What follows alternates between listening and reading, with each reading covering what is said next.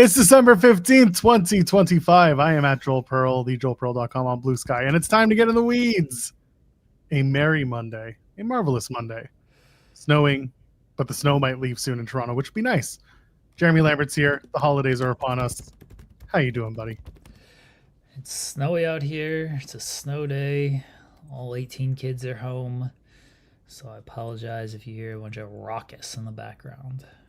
Just tell them to start singing wrestling songs. No. One of them should probably learn the trumpet and do John Cena's theme music. They watched the match with us on Saturday. Did they cry?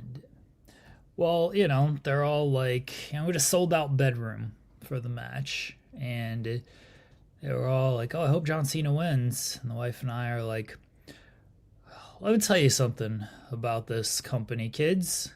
They don't give a fuck what you want. And sure enough, they did not give a fuck what the kids wanted. Yeah, but they did it right, let me tell you. That match ruled. We got plenty to talk about today. We'll talk about John Cena in his last match. We'll talk about the rest of Saturday night's main event. The good and the very much not so good. Triple H just egging on the fans to boo at him. We'll get there too. Raw tonight is a double taping, and it's going to be weird because the schedule is all messed up. Collision was really solid. We're going to talk about that and anything else that comes along the way.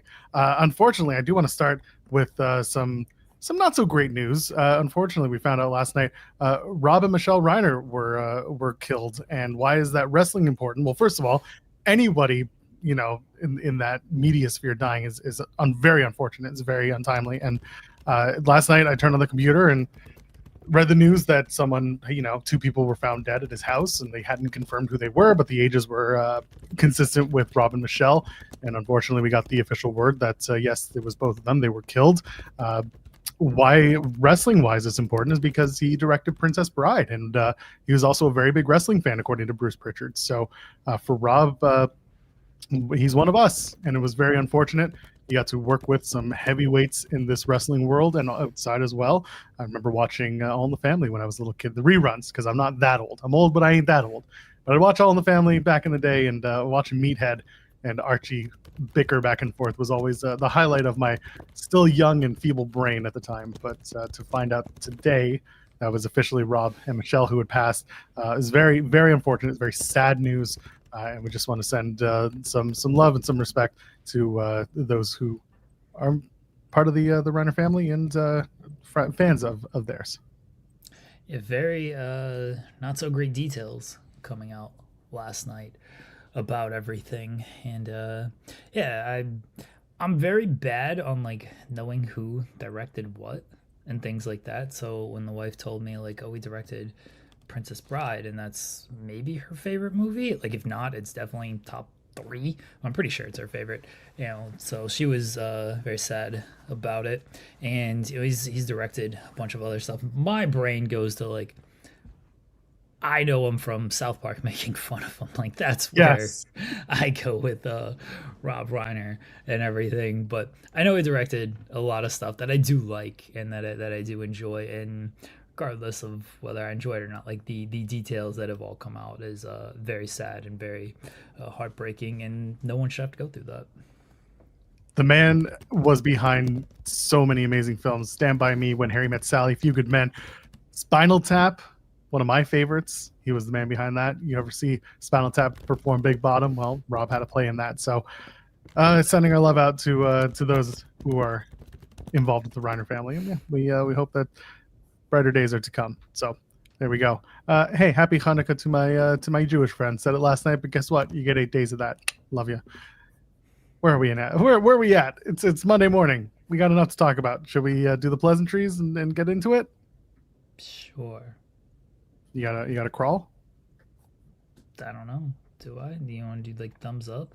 Oh, I don't know. Sometimes we do it out of order. So I guess we'll do the thumbs up then. I don't know what the order is anymore. Oh, the order is of the day. Okay? It's just what it is. So go ahead, leave a thumbs up. Never give up on us, because we'll never give up on you. Except for Thursday. We're working on that. So go ahead, leave a thumbs up. Get the pyro, get the ballyhoo. Subscribe to the channel while you're at it, because shorts every day, clips every day, you every day, and I, and wrestling, and everything in between. We do the show 5 days a week, 10 a.m. Eastern. Whether it's myself, Jeremy, or SBC, there's some sort of duo going on here, I promise. And of course, you can donate a super chat any amount, get your question or your statement read on the air, and we appreciate that as we go into the holidays and beyond. So thank you. Let's get to it. Wow. That's a fan reaction right there. How you feeling? How you feeling after Saturday? I think good. Sucks. This company's dumb. Are you wearing a John Cena t-shirt? Yes, that's right. He is in fact. I saw the block letter and I was like, there's only one man who has big block letters like that with his face in front of it. Why would I not wear a John Cena t-shirt? Someone has to support John Cena because God knows that this company does not support John Cena. Well, this company was just ready to be done with John Cena. They gave him 5 more years of talking nice about WWE. This company sucks. This company just didn't do the thing you wanted them to do. I mean, the company did other stupid things. To me, this wasn't one of them. And besides, for all you know, John was just ready to go. I assume he wanted to lose in this way. Yes. Don't care. It still sucks. Well, I'm sorry you're still feeling upset about John Cena's death in WWE. I cried all Saturday night. I was inconsolable all day Sunday as well. And then to make matters worse, I watched the Carolina Panthers be like John Cena, just losers. Just gave up, did they? I didn't watch any football. I don't know. I didn't really give up. They just sucked. Oh. Well, John Cena didn't suck in his last match. Come on now. I guess they sort of gave up. They gave up the win. So it was a rough weekend between Cena losing and the Panthers losing, and I know the Thunder lost, but like whatever. It's a regular season game that honestly doesn't matter. I'm not worried about basketball or hockey until the playoffs. Then I'll be distraught the entire time. But the Panthers have a chance to make the playoffs, but they won't because they're just a terrible organization. I spent all of yesterday running around like an idiot because first night of Hanukkah, so we had people come over, and my kid, oh my God, Saturday was a banner day at this house. This kid did not want to leave the house, and it was just trying to get him to go anywhere was like trying to pull teeth. So eventually he didn't fall asleep till like 10 o'clock at night. It was a big to do. Anyway, Sundays we were like, hey kid, you got to go outside today. We have to go outside today. And he tried to fight us on it, and eventually we went to the aquarium. Now, for those who don't know, at the Toronto Aquarium, there's a part in the middle, so you kind of go down in pieces. So you go in through the top, and then you slowly make your way down. And in the middle of where you go down is like a play area / cafeteria / rest area, and that's where like you break for a minute. So the kid, he knows that there's a Jogenfruz, but it's not a Jogenfruz stand. There's nobody working there. It's one of those robot Jogenfruzes where you like use a little tablet to make your order, and then you press OK and you pay, and you overpay because it's like almost $10. This is Canadian, so like $7, I guess, for you guys for a Jogenfruz. And this kid he's scamming me because we have a membership to the aquarium, so he like guns it through the whole first part just to get to that middle part, and he's like, can we have ice cream now? And I'm like, buddy, it's 10 o'clock in the morning. And he's like, yeah, but I want ice cream now. I was like, no, we're gonna wait a little while, go play. So he goes and plays, and 15 minutes later, can we have ice cream now? This kid bamboozled me to get some ice cream to get him out of the house, and that's how my day started. So we did get the ice cream, by the way. We got it like 10:30. I am a fantastic father. Okay, if your kid ever wants 10:30 in the morning ice cream, I'm your guy. I will never do that again.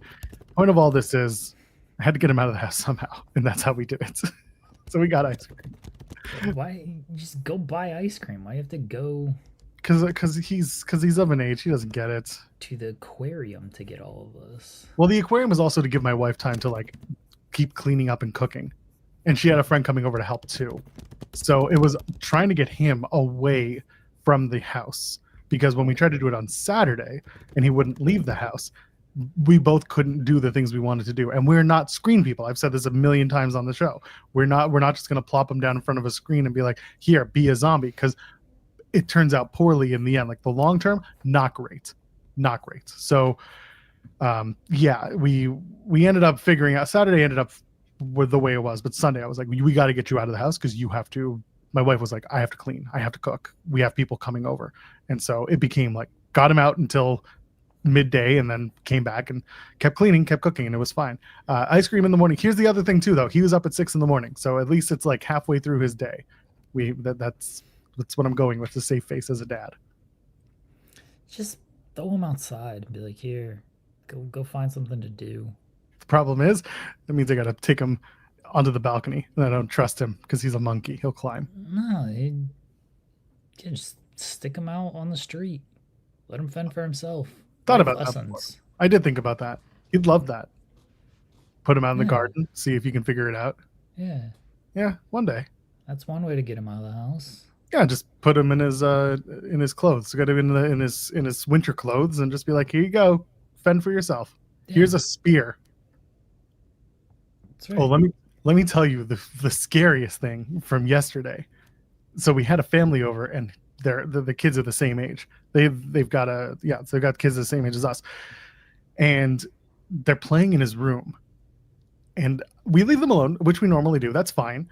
At one point, it's just my kid in his room, and I'm like, okay, why is he just on his own? The other kid has already come back into the living room. So I go into the room, and my son has in his bed a framed picture that we have of Winnie the Pooh and Piglet, except the glass broke. And he's currently holding 2 shards of glass in his hand, trying to put it back together. And I'm like, holy shit, let's get this out of the way. Watching too much AEW. Seriously. I guess the mothers didn't get the memo in time. So I was like, oh my God. He was fine. Nobody was cut. No one was hurt. I did have to change the bed sheets, because I was like, I don't know where other shards of glass may have gone. But like, he's handling these 2 shards of glass. I'm just like, first of all, hardcore, good for you. Second of all, holy shit, that could have been dangerous. So the point of the story is, families, watch kids. Don't be like, be better. Or don't. Just, again, stick them out there. Let them fend for themselves. Let them figure it all out. That's life. They'll either survive or they won't. It's all part of the show, man. Sorry, we're back. Do you have a poll question? Who is the biggest loser from Saturday? John Cena, Triple H, or the fans? That is the poll question. Cena, for today. Triple H, or the fans? Biggest loser on Saturday. Okay. All right, I like this one. Yeah. You got to vote. You can put it. Listen, you can put it in the chat, but when you press that button, that locks in your vote, fans. That's not me trying to tilt the audience at all, fans. Just remember to get your parents' consent before you call the hotline. What hotline are you calling? The WCW hotline. Oh. 1-900-909-9900. Kids, get your parents' permission before you call, but call now. It was kind of a call now, but also get your parents' permission. Which one am I supposed to do first? If I get my parents' permission, it might be too late, and then I'm screwed. It's not great. We're not going to transition to Aura Frames out of me handling broken glass. Yeah. More from them later. Yeah, that's not a good transition there. Yeah, the good transition is when Doug comes back. You've ruined Doug. You've ran off Doug, and he's never going to return. That's fine. There was someone. So I posted the grifter conversation from Friday, the one about a certain former WWE referee falling for a fake AEW tweet, and the name of the video is something like, don't pay attention or stop following grifters in wrestling or whatever. I do an A/B test, so I got like 3 different ones, but it's all basically some form of stop listening to grifters in wrestling. And some idiot posts in the comments like, oh, that's a great suggestion, I'm going to start with you guys. I'm like, great, let me just hide you from the channel from now on, then you don't have to see us at all. It costs nothing not to be an asshole, but some people just want to pay the fee. Yeah, people are going to be dicks online, and just ignore them. And I ignore them by being petty. Come back, Doug. We'll talk about NXT for you. We'll talk about Javon Evans. being a big old loser again. Well, he won and then he lost, but that's just the way it goes. Shall we talk about? Do you want to do SmackDown first? Or you want to just hop into Saturday night's main event? What happened on SmackDown? There was a mixed tag and there was a U.S. title open challenge. Ooh, and that mixed tag was rough. It was very rough. Yeah. But listen, people know how I feel about the one half of that tag match, so I'm not entirely surprised. Give him a title run. It's like it was a rough match. In fairness, with no live events and everything, like you kind of put yourself in this position. I mean, that was Zelina's first match in 3 months. She's not wrestled in 3 months. You can't expect them to go out there and be perfect after getting no live reps for 3 months. Like, look, the match wasn't good. There was a lot of miscues and everything. But don't put these people in a position to not do a match or to put them in the main event when they haven't wrestled in 3 months. Like, sorry, that's on y'all. Yeah, and I was not surprised to find out that this was the main event, because I don't know what other matches could have been the main event on Friday, but yeah, it just wasn't much of a show. I don't think this means take away house shows completely, but it certainly means need a bit more of need a bit more reps. SP3 and I agree on one thing, which is nice. It's not that I have anything like nice or mean to say about it. I do want to look at it a little bit objectively and be like, she hasn't wrestled in 3 months. It's kind of on them too. I'm not the biggest fan of her character. Same with Alistair. Like, everyone knows I can leave all that stuff. Like, I do not care about those gimmicks. But at the same time, like, if you don't wrestle for that long and then you screw a bunch of stuff up, like, yeah, it's on you, but it's also don't be put in that position. Because AEW does the same thing. They put Sky Blue in tough positions after she got returned. And after she returned, it's like, well, no wonder these matches are bad. She had injuries, and then she didn't wrestle a bunch, and then you just put her right back on television. So, yeah, the matches aren't going to be good. As you know, I'm pointing out, like, her uncle had just passed away, so I'm sure she had other things on her mind as well. Yeah, the match wasn't good. She deserves blame for that. At the same time, they put her in a bad spot. Yeah, both things can be true simultaneously. And like I've said, if Tommy End over there, if Alistair's really after this world title run that he mentioned, he's long overdue for. My feeling is maybe in the summer we can go give you a title shot, because there's nothing about this Alistair character that's doing anything for me. I don't know about you, but it's just it's knock on my door fodder again, and now he's just added his wife to the game. He's never done a whole lot for me. A very good wrestler, character is just not my cup of tea, because I've said it a million times. I like the Bray stuff because Bray was at least over the top and campy with everything, and it was fun. There was a charm to it. Alistair seems like he just takes it way too serious and is like, well, this is real cinema out here. And like, I don't know, man. You're just doing something weird with your eye, and it's not completely his fault, because I do think like he has these ideas and he thinks they're really good, and he wants to capitalize on them, and the company just doesn't care. But he brought this thing over to AEW and he didn't do anything with it either. Like, granted, I understand he was on the bench a lot, but even when he was there, it's not like he tried to explain what the eye thing was either. He arrived with it. He carried it over. He thinks it's so cool that he got to bring this thing over from WWE to AEW and then back. But like, it's never been explained. It's never been talked about. It's just there. Yeah, they tried to do something when they misted Julia Hart, and like she got infected and she became spooky Julia Hart and everything. But it was just inconsistent stuff. And again, some of that's on him, because I don't know if he's not presenting it well. I don't know if it's just not connecting. I think it's a little bit of both. But some of it's on the promotion of just like they're not like fully getting behind it to that level. It's not a thing that like connects at a top level for me. You know, the Undertaker is so rare, right? Because everyone who does kind of like spooky stuff. Not that they get fully compared to the Undertaker, but the Undertaker is like the tip top of like what's a spooky gimmick that works. And how many spooky gimmicks have we had over the years that just they get compared to the Undertaker and they are just not the Undertaker. And not even close to where the Undertaker is. And even the Undertaker, it's not like he always needed the champion. Actually, when he was the champion, he sucked. Like he did his best work when he was just in cool upper mid card feuds with people. And you know, that's where these people need to kind of be. But they everybody wants to be the champion, which fair play to them. And yeah, it doesn't work. Bray was the closest thing.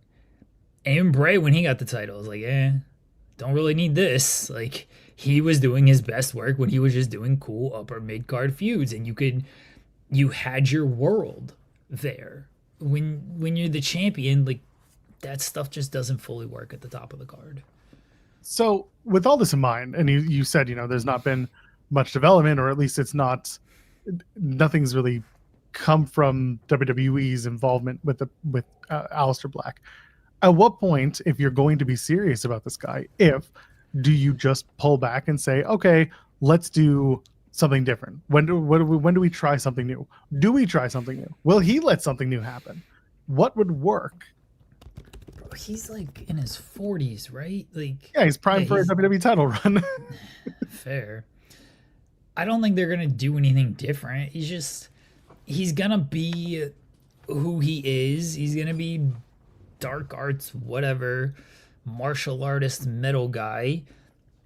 He can win a mid card title. He can like have a main event match. He can challenge for the title. I just don't really ever see him like as a champion. He was good in NXT. It worked to an extent in NXT, and then unfortunately he got hurt. But you know, there's a spot for Aleister. I'm not saying there's not a spot for him. It's just not something that I connect with, and it's not something that I think is. That's when you froze. You're in the middle of the best idea of your life, and you froze. You're back. I don't know what to say. Okay, so, you know, it's not long-term sustainable success like this lawsuit. There's a spot for him though. He can do good work like in the middle of the card, and it can be fine. Yeah, this is something that we've talked about too. It's not everyone is supposed to be the main event of the show. Some people, and it can change if you catch on with the fans and they really push you to that spot. But some people are really just made to be the bit player. You know, R-Truth is not made to be the world champion. He is made to be in the spot that he's in right now. And feel how you will about him coming back and returning and driving the car, but he's not really driving the car. It's a self-driving car, and it crashed into the wall. And then he tried to get in, but then Nick Khan was like, all right, that's enough from you. And that was it. But everyone has a place, and everyone needs their spot. It can move, but I personally, like you, don't see it with Aleister going much higher. And I think he needs to come to the realization that this is where it goes. He's kind of it's very funny that he is on the opposite side of like Priest right now, because Damian Priest is effectively what Aleister was, except a more soup down version of that. Because Aleister wanted to do like the spooky stuff with the makeup and the mist and everything, and Priest was just like rock star kind of lifestyle, and Aleister was like the metal guy as well, but again, he wanted to do more lore stuff behind that, and Priest is just like, yeah, I'll just be Rockstar Damian Priest, and like, oh, this is much simpler. We like this a whole lot more than let's do a bunch of lore stuff on this. Yeah, just be a handsome son of a bitch and go have some serviceable matches. And you know what? Like Priest, I'm never gonna call him like 5-star guy, but like he can get through a match and make you enjoy it. If he has a good dance partner, then yes, you're getting a great match out of him. But like, yeah, Priest is just that guy that comes out and wants to be the rock star, and that works. because there's also, again, a rock star presentation and a wrestler is an ego driven character, which is what a world champion typically would be presented as. So for Damian, it's like, if it's like a glove. For lore, you got to swim uphill. You got to do a lot of work to get people to not only buy into your character, get behind it, but also think that your character is worth the seriousness of a world title. Bray was a weird situation because he did have that charisma and he did have that presentation and he did have those ideas. The problem is, kind of, I think you were kind of saying, like, they gave him the title and he didn't really need it. And I think that's something we others have talked about. I know I've thought about it before. He didn't need a title, and when they gave him one, it was almost kind of downhill from there. It was him and Randy burning up houses and stuff. Yeah, ruled.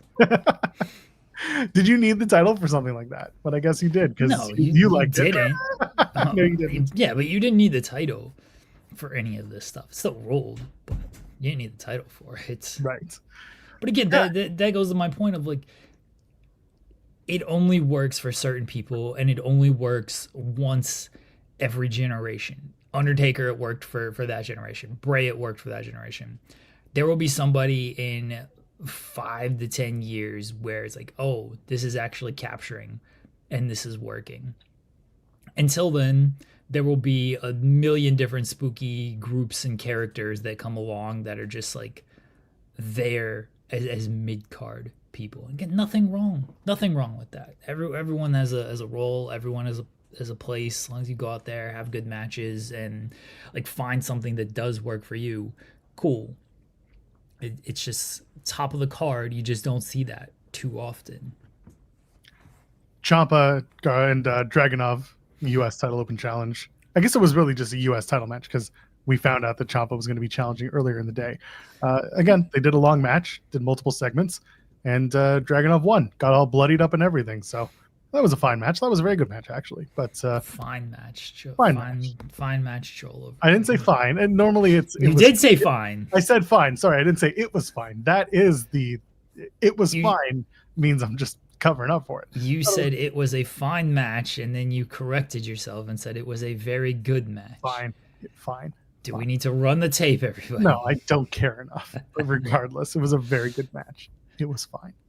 See, Xenohour gets it. It was fine. I don't know if you have anything to add to it, but no, it was a really good match. And Dragunov's been having a run of really good matches. over a million, over a million on Cage Match in the ratings, and doing a great number in the Cage Match demo as well. Dragunov's on a really good run right now, and then this felt even better than his other matches because there was at least like a bigger story behind this. Because it was like an open challenge, not an open challenge, but Ciampa had been kind of thwarted for weeks on like, I want my title match, and they've been doing backstage segments and everything. So this felt like, they did a very good setup to all of this in the weeks leading up to it. Of like, Ciampa has been the guy that has been wanting to face Dragunov, and it hasn't worked out for him. And then finally he gets his title match, and then Dragunov beats him. So this was on Dragunov's run that he's been on. This had kind of the most behind it, and it's no surprise that it was at the top tier of this open challenge run so far. This is exactly what I was talking about on Friday, where the open challenge is a great idea, but it doesn't get it kind of gets people over, but it also confusingly doesn't. You have a US champion who the crowd likes, but you're taking the emphasis off of the challenge or off of the champion and putting the emphasis on the challenger because it's a surprise. So people are more invested in the surprise than they are either the match until it happens or the champion in general. This was actually, like you said, it was built up and it was actually set through the open challenges and not just Ciampa comes out and he gets the open challenge match. There was actually a reason to do it after weeks of being told no. He got it, and it turned out to be a really, really good match. So this was this was good storytelling, which is something you kind of miss with US title sometimes. Yeah. What else was on the show? I know Alexa Bliss Gamer is here talking about Alexa getting roasted by Lash Legend. Wasn't big girl Alexa. Squashed her. Squashed everybody. Took out Charlotte too in the process. Yeah, that pump kick rolled on Charlotte. Yeah, it's again good stuff. Build the women's tag division. I get it. Like most of your women's stars are currently tagged up and in that division. If it's gonna put some emphasis on it, I'll take it. It kind of sucks for Jade, who's kind of doing what she's doing, which isn't much, coming out and just trash talking people. Sucks. Yes, there's a lot to be desired in the women's title division, but the tag division, at least something's happening. Jade's doing the best she can, but like we talked about when she won the title, it's like, all right, who's she gonna feud with now? And we jokingly were like, oh, it's gonna be Mi Chen, and it wasn't a joke because here's Mi Chen, and it's like, man, again, love Mia Yim, think she's fantastic. They have done nothing to have you believe that she's any type of credible threat, and they still haven't. She still isn't winning matches or anything. She's just going out there and kind of getting her ass beat, and then she has a kendo stick. Okay. That's the way it should be. Get your kendo stick and beat up people. She's going to finally have a match, and people are going to be like, why is she having this match? It's like, well, they've been feuding, you see. It's like, oh, okay. And then she's going to lose in like 7 minutes, if that. And then people are going to be like, oh, cool. Is they going to do anything with it? No. She's just going to be back to doing nothing after that. It sucks. It's all just building to Tiffany Stratton coming back, right? Drop. I want to see you drop. There's a whole other part. Something about bass. We did this bit already. I know. I wasn't doing that part. I just like the drop part. It's Tiffy time. Drop. Want to see you drop. What are you dropping? Dropping acid? Like what are we doing? No, nah. Dropping, shaking ass. Oh, fair. That's true. You know? I guess. Someone in the chat earlier asked, why aren't we on main channel? Main channel Monday is the beginning of every month. It's the first Monday of every month. So our next main channel Monday is the 5th, which is also great because that's when my kid goes back to school after the holidays. So that's the next time we'll be on main channel Monday. And what will we talk about? I have no idea. There will be no, because World's End is on the 27th. We will have already come through the 29th. We'll be mad. We'll be mad that Braun Breaker's not going to win the title on that Monday, I guess. Yeah, we'll see. Maybe something will happen between now and then, but that's the next time we're on main. For now, we're here in our home where we last Monday to Fridays, 10 a.m. Eastern. This is where we live. This is where we are. This is what we do. Oh, I guess Wrestle Kingdom is on the horizon. We will talk about that. Oh. Talk about how Tanahashi tapped out to Okada in the money clip. Oh, not that, but like what? Man, so January 5th is Monday? Yes. Man, so that means I'm gonna be on no sleep. That's pretty typical for you though. Yeah, but this is like a really no sleep because Wrestle Kingdom would be Sunday night, right? Yep, Sunday the 4th. Or would it be Saturday night? Would it be Saturday night or Sunday night? It'll be Sunday night. I'm almost certain it's Sunday night. Let me double check. Because the 4th is the Sunday. Yeah, the 4th is the Sunday, but that would be January 5th over in Japan, though. That's why it might be Saturday night, technically. We gotta look this up. And Japan doesn't have their calendar really tracked up enough, yeah. Worst. I'm looking at it. Yeah, I think Wrestle Kingdom would be like Sunday morning, not Monday morning. Okay. I see what you're saying. I get what you're saying. Yeah, I'm pretty sure I'm correct here. Yeah, it would be Sunday morning.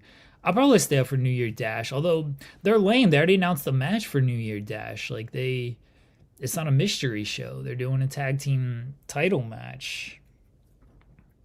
So yeah, I think that's how it would be. No, I think it's Sunday night at 2 a.m. I think it's Monday night 2 a.m. New Year Dash? No, Wrestle Kingdom.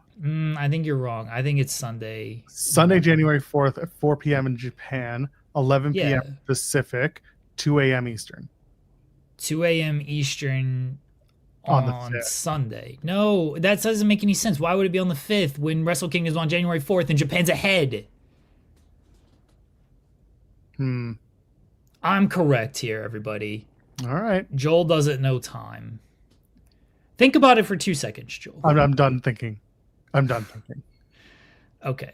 Wrestle Kingdom is on Sunday morning. not Monday morning. Yeah, thank you, Volib. Yeah, it'll be on Sunday morning because that's January 4th. Japan's ahead. You can admit that, right, Joel? Sure. No, be serious. You can Yes. admit Japan. Yes. Okay. Yes. Sure. Okay, so if it is on January 4th, which is Sunday, at night in Japan, that would mean it'd be Sunday morning in America, right? Sure. Don't sure. Like, Sure. Okay. I'm listening to you. Sure. I Okay. don't feel like you are. I am listening to you. Okay. It's Sunday morning, and New Year Dash would be Monday. So I'll get a little bit of sleep. I don't know if I'm going to stay up and watch New Year Dash live. It's kind of sucked the past few years. So they haven't really done anything like major like they used to do in the past. I don't even think they have like, they don't even have like the star power and stuff nowadays. They don't even have like enough interesting things going on nowadays to where like, oh yeah, New Year Dash, they're gonna pull off something really cool here. You know what it's going to be? It's going to be the Don Callis family invasion of New Japan Pro Wrestling. It might be, honestly. Okada's back, and he's going to bring Don with him, along with everybody else in the Callis family. It's going to be the Don Callis Appreciation Society. Yeah. And Chris Jericho officially signs with New Japan Pro Wrestling full time. Okay. He's actually just hopping back and forth. He's still in AEW at that point because he can make the commitments to AEW television that's happening. He doesn't need to show up on TNA on January 15th. He just needs to show up at New Year Dash, give a big old hi guys, and that'll be it. Yeah, I just New Year Dash just does it seems like whatever. It's like it seems like a show. Like they're doing the tag team title match, I'd be fine. The fact that it's not even on like Wrestle Kingdom though is but I told everybody, I said this a few weeks ago. I think SP3 was on with me. I was like, I don't think this is gonna be like a 20 match card like it was in the past because they're reserving a lot of time for Okada. Or sorry, they're reserving a lot of time for Tanahashi and like a ceremony for him. And it's what? It's a 7-match card. I said there would be a fair amount of multi-person matches. And what are we getting? Bunch of multi-person matches. So I didn't think this would be a loaded card here where like all the titles are going to be defended, and it's not. They're moving some of that stuff to New Year Dash. Like they're going to take up an hour ceremony for Tanahashi. I'm not even joking. That's going to be a hell of a long ceremony. 1 hour, you think? It's going to be very long. Yeah. Like I said this weeks ago. People will listen to me one day, but I said this weeks ago that it's going to be built around as it should be, built around Tanahashi, and that's gonna take up television time. They don't have an endless amount of TV time. Like I know it's on New Japan World, but then they got the deal in Japan. I think it's airing on delay, but like I said, like they're building in a lot of TV time for Tanahashi, and it's not going to be, if it's going to be a 4-hour show, which it typically is, then it's not going to be matches for all 4 hours. They are building in a good. You got to think that the match itself is going to be every bit of 45 minutes to an hour when you include entrances and everything. I don't think the match is actually going 40 minutes plus. I hope they go 90 just to prove a point. That's fine. It's Tanahashi's last match. Let him go as long as he wants. But I said they would build in a lot of time for like the post match and just everything that goes into that, and that's what they're doing. So I do hope it's an hour of Tanahashi's doing air guitar. That would fucking rule, Ryan. He just walks onto the television set for an hour of that, and that's all that airs on TVSI is just him doing air guitar. That'd be great. I'm all for it. Honestly, the fans would probably be for it too. Just a bunch of Tanahashi. Very excited for that. Oh man, yeah. Wrestle Kingdom is very much like you said. It's the Tanahashi show, and they got a sold out dome for this one. They've sold all their tickets, so good for them. It's nice to see New Japan, take that. But hopefully, the what they do afterwards is just as important in this case. They get the full house. They got Tanahashi's retirement. Now you got to lean on what's next after he taps out in the money clip. I don't know if he's gonna tap out. He should win. Everybody should win their last smile. match. You should just smile and go. Just three little taps. I gave up. Anything else from SmackDown? I don't think there's really anything else. I don't remember what happened on SmackDown. Javon Evans won a match, and the MFTs and the Wyatts are on a collision course for the last 6 months. Yeah, sure. That's They should have dropped those tag titles like a month and a half ago, but I guess because of all the AAA stuff, they're just waiting. They even defended the titles in like a month and a half. I feel like they haven't. And granted, there was the whole Bo was out for a bit because his dad wasn't doing so well, and so that kind of messed things up. But like they should have, I don't know. I feel like they should have at least put them on TV in some way, shape, or form. They kind of let Nikki be the de facto leader without being the leader. It was very strange. Last time they defended was against the Street Profits in October. October 10th. Yeah, it's been 2 months since they. Jeez. But don't worry, they show up behind the scenes and they're lurking in the background and blah blah blah. They won them on a SmackDown in July. Yeah. And have had them ever since. Yeah. Greatest reign. They should win the AAA tag titles. They might. I don't know. I don't think they're gonna lose to the Psycho AAA Circus. team. So yeah, I don't feel like they're gonna have their tag team champions lose to the AAA tag team champions. So I fully expect them to win these titles. Are they the tag champs in AAA? The Psycho Circus? Yeah, it's Pagano and Psycho Clown. Oh my god, I forgot. That's amazing. Well, there you go. Let them carry both titles in. I'm sure they'd love that in WWE. Yeah. They lost them to. Oh, okay, Los Garza won, and then Pagano and Psycho Clown won them in August, a month later, 2 months later, after Triple Mania. Okay, I totally forgotten this. People pay attention to AAA for like 3 minutes and then it's done. Sorry, folks. Have the Wyatts done anything entertaining? That's up to you whether you find entertainment in what the Wyatts do. What? Am I right or am I right? I mean, I like them, but they haven't and they haven't done anything cool. Light people on fire, murder people. Yes. That's what I advocated for when they came back, and then just like, we're gonna do cryptic videos. That shit's lame. Start killing people. That's what wrestling is all about. Decapitation and murder. That's right. Yeah, like the stuff with the Miz, like at least they like kidnapped him or like kind of torturing him and stuff, and the stuff with Cross, like at least they were doing something there. This is just like, let's talk in riddles, and as I was saying with Bray had just like a charm with his stuff and the over the top campiness of everything.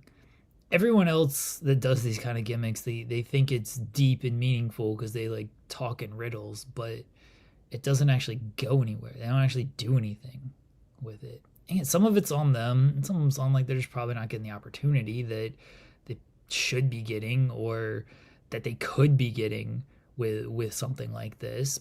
But I think there's a reason for that. Aleister Black should join the Wyatt Six is what I'm getting at. He should be leading the Wyatt Six, but he's too tall for them. He should be there. No, Rowan's there. I guess Rowan's there, and so is Loomis. He's pretty big. Yeah. Sam. Anyway, I love this. I love his comment. Remember when they murdered Gable and they just came back? Remember when you and I spent a solid episode of the show explaining why they didn't murder Gable? Yeah, but they should have murdered Gable, though. Should have. That's true. Yeah. Go back in the archives. It's there. They didn't murder him. They just beat him so bad and bludgeoned him. Like a bludgeoned brother. They should use the Mountain Dew stuff. I don't think they have like a partnership with Mountain Dew anymore. They should get on that. They should. They love their sponsorships and getting sponsorship money. The Mountain Dew Pitch Black should be like Wyatt Six lore, though. Like they dump it on somebody and it's like acid to everybody else. You know what I mean? Like it just like evaporates them when you get it dumped on. Like Uncle Howdy can drink it just fine. It's like, nothing gets me going more than a refreshing. I don't have Mountain Dew Pitch Black in here. I have what's left of my peppermint coffee in my Nicktoons mug. But yeah. You know, Uncle Howdy drinks it just fine. He's like, Mountain Dew Pitch. It gives him like superpowers type of thing, and then he like dumps it on people. Popeye the Sailor Man. I get it. He dumps it on people, and they just like disappear. What was the? It's like the Wicked Witch right? Don't they like When throw you dump something on water, it's her? water. It's water. They dump water on her. She Yeah, melts okay. wet. Yes. Yeah, and then she just like disappears and then her robe is just Yeet. there. So you're yeeting her. That's what should happen with the Mountain Dew Pitch Black. You should just throw it on people and they just disappear and then their trunks are just laying there. So I'd like to Like, what remind you, happened? this is exactly why Mountain Dew isn't sponsoring them. Why, that rules. It burns. My product might kill people. Yeah. But I like it. No, see, but like it shows that, because obviously Mountain Dew Pitch Black, I mean, I don't think so. I drank a whole liter of that thing and I survived, allegedly. But like obviously, like it doesn't actually, evaporate you. So if you go and you get one and you drink it, you're like, oh, I'm as strong as Uncle Howdy is out here. Now, if you do evaporate, then you're a little weak ass like Aleister Black. I assume that's who's gonna evaporate from this. And so then it just doesn't work. But otherwise you look really strong like Uncle Howdy. And this can be like the Uncle Howdy like marketing campaign. Be as strong as Uncle Howdy. Drink your Mountain Dew Pitch Black. I like your Popeye kind of comparison here. That's what it is. I'm strong to the finish because I drink me Mountain Dew spinach. I wasn't expecting.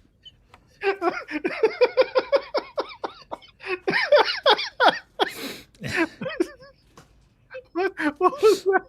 I don't know. That's all. I guess Uncle Howdy needs like a more it's a different kind of voice. I wasn't expecting. It was okay. People think I do it bad. I'm strong on the attack because I drink Mountain Dew Pitch Black. That's the one. I'm Uncle Howdy of the Wyatt Six. I can't wait for you to cut this short. Oh my god, that's terrible. That's what they're gonna do. This is a fantastic idea. Oh my god, that was fantastic. Is right. Anyway, speaking of fantastic, let's talk about Saturday night's main event.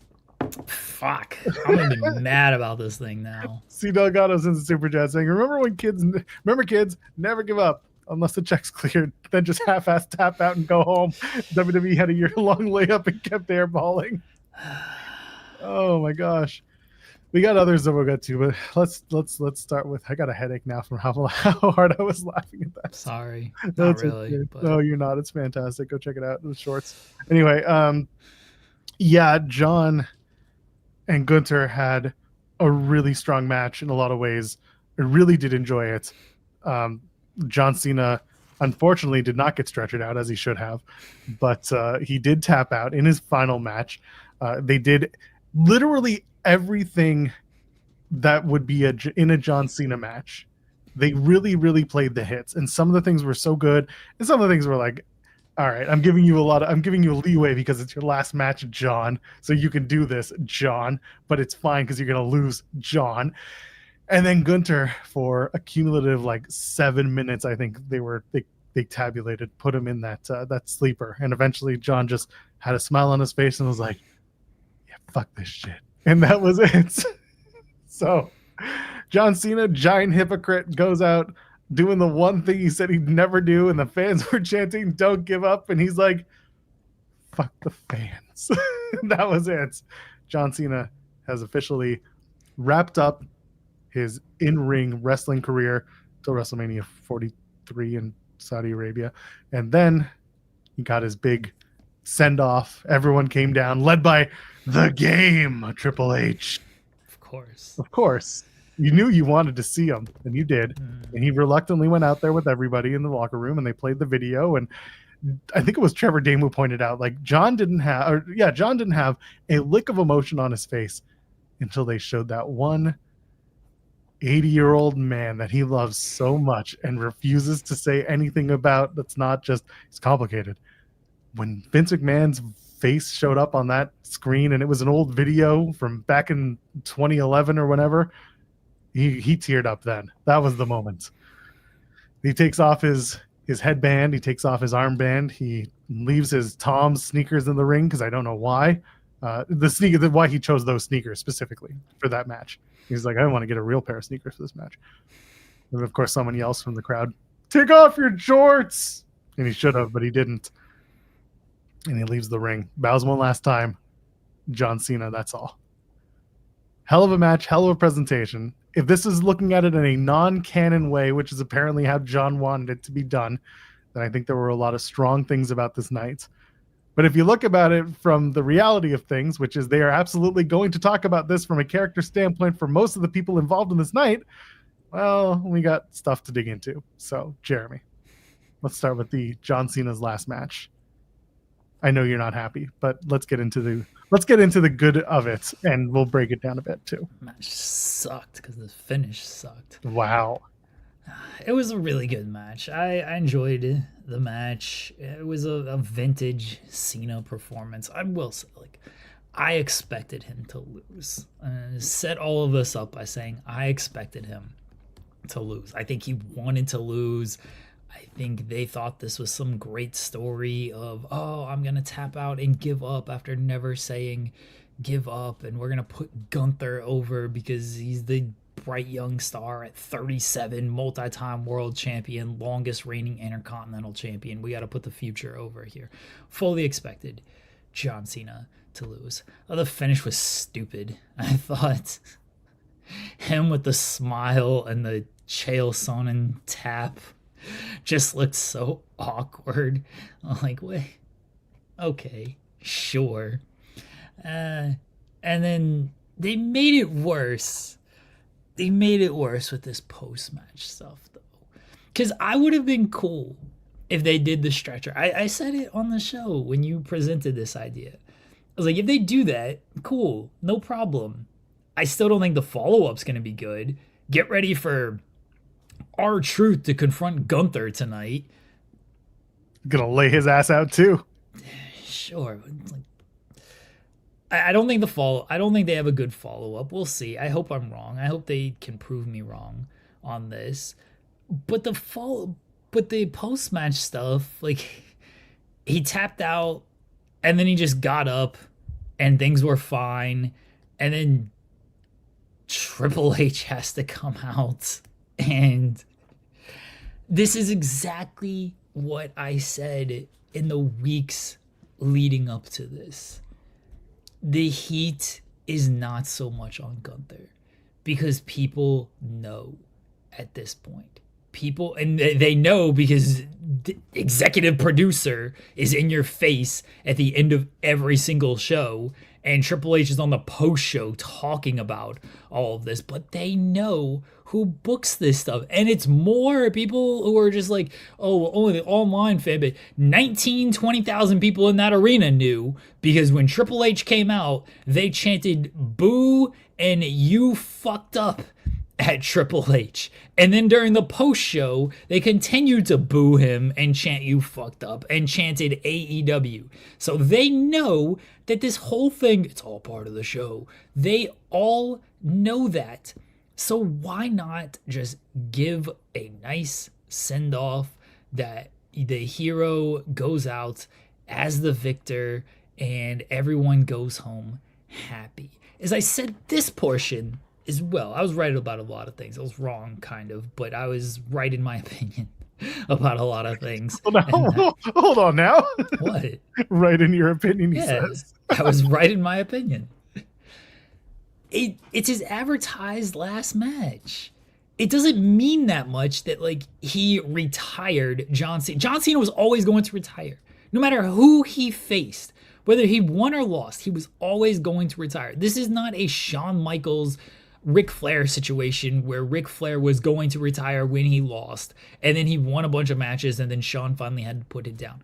John Cena was always going to retire in this match.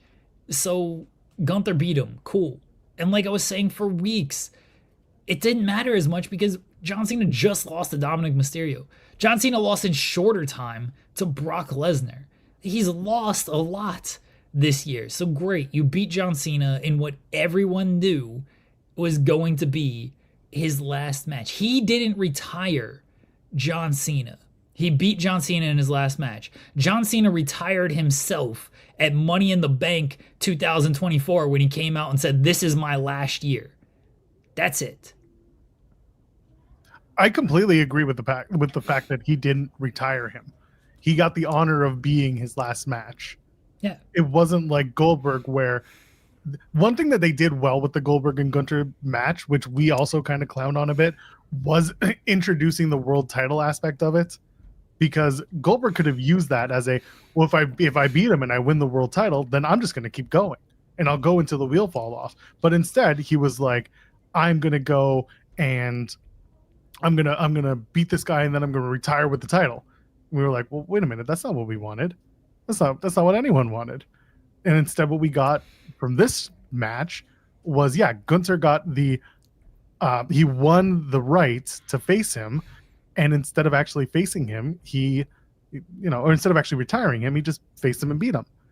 And they did no build for this match because John didn't have enough dates left at the end and they weren't going to give him any more, or maybe he didn't want any more. Maybe he was just fed up and that was it. But Gunther wins.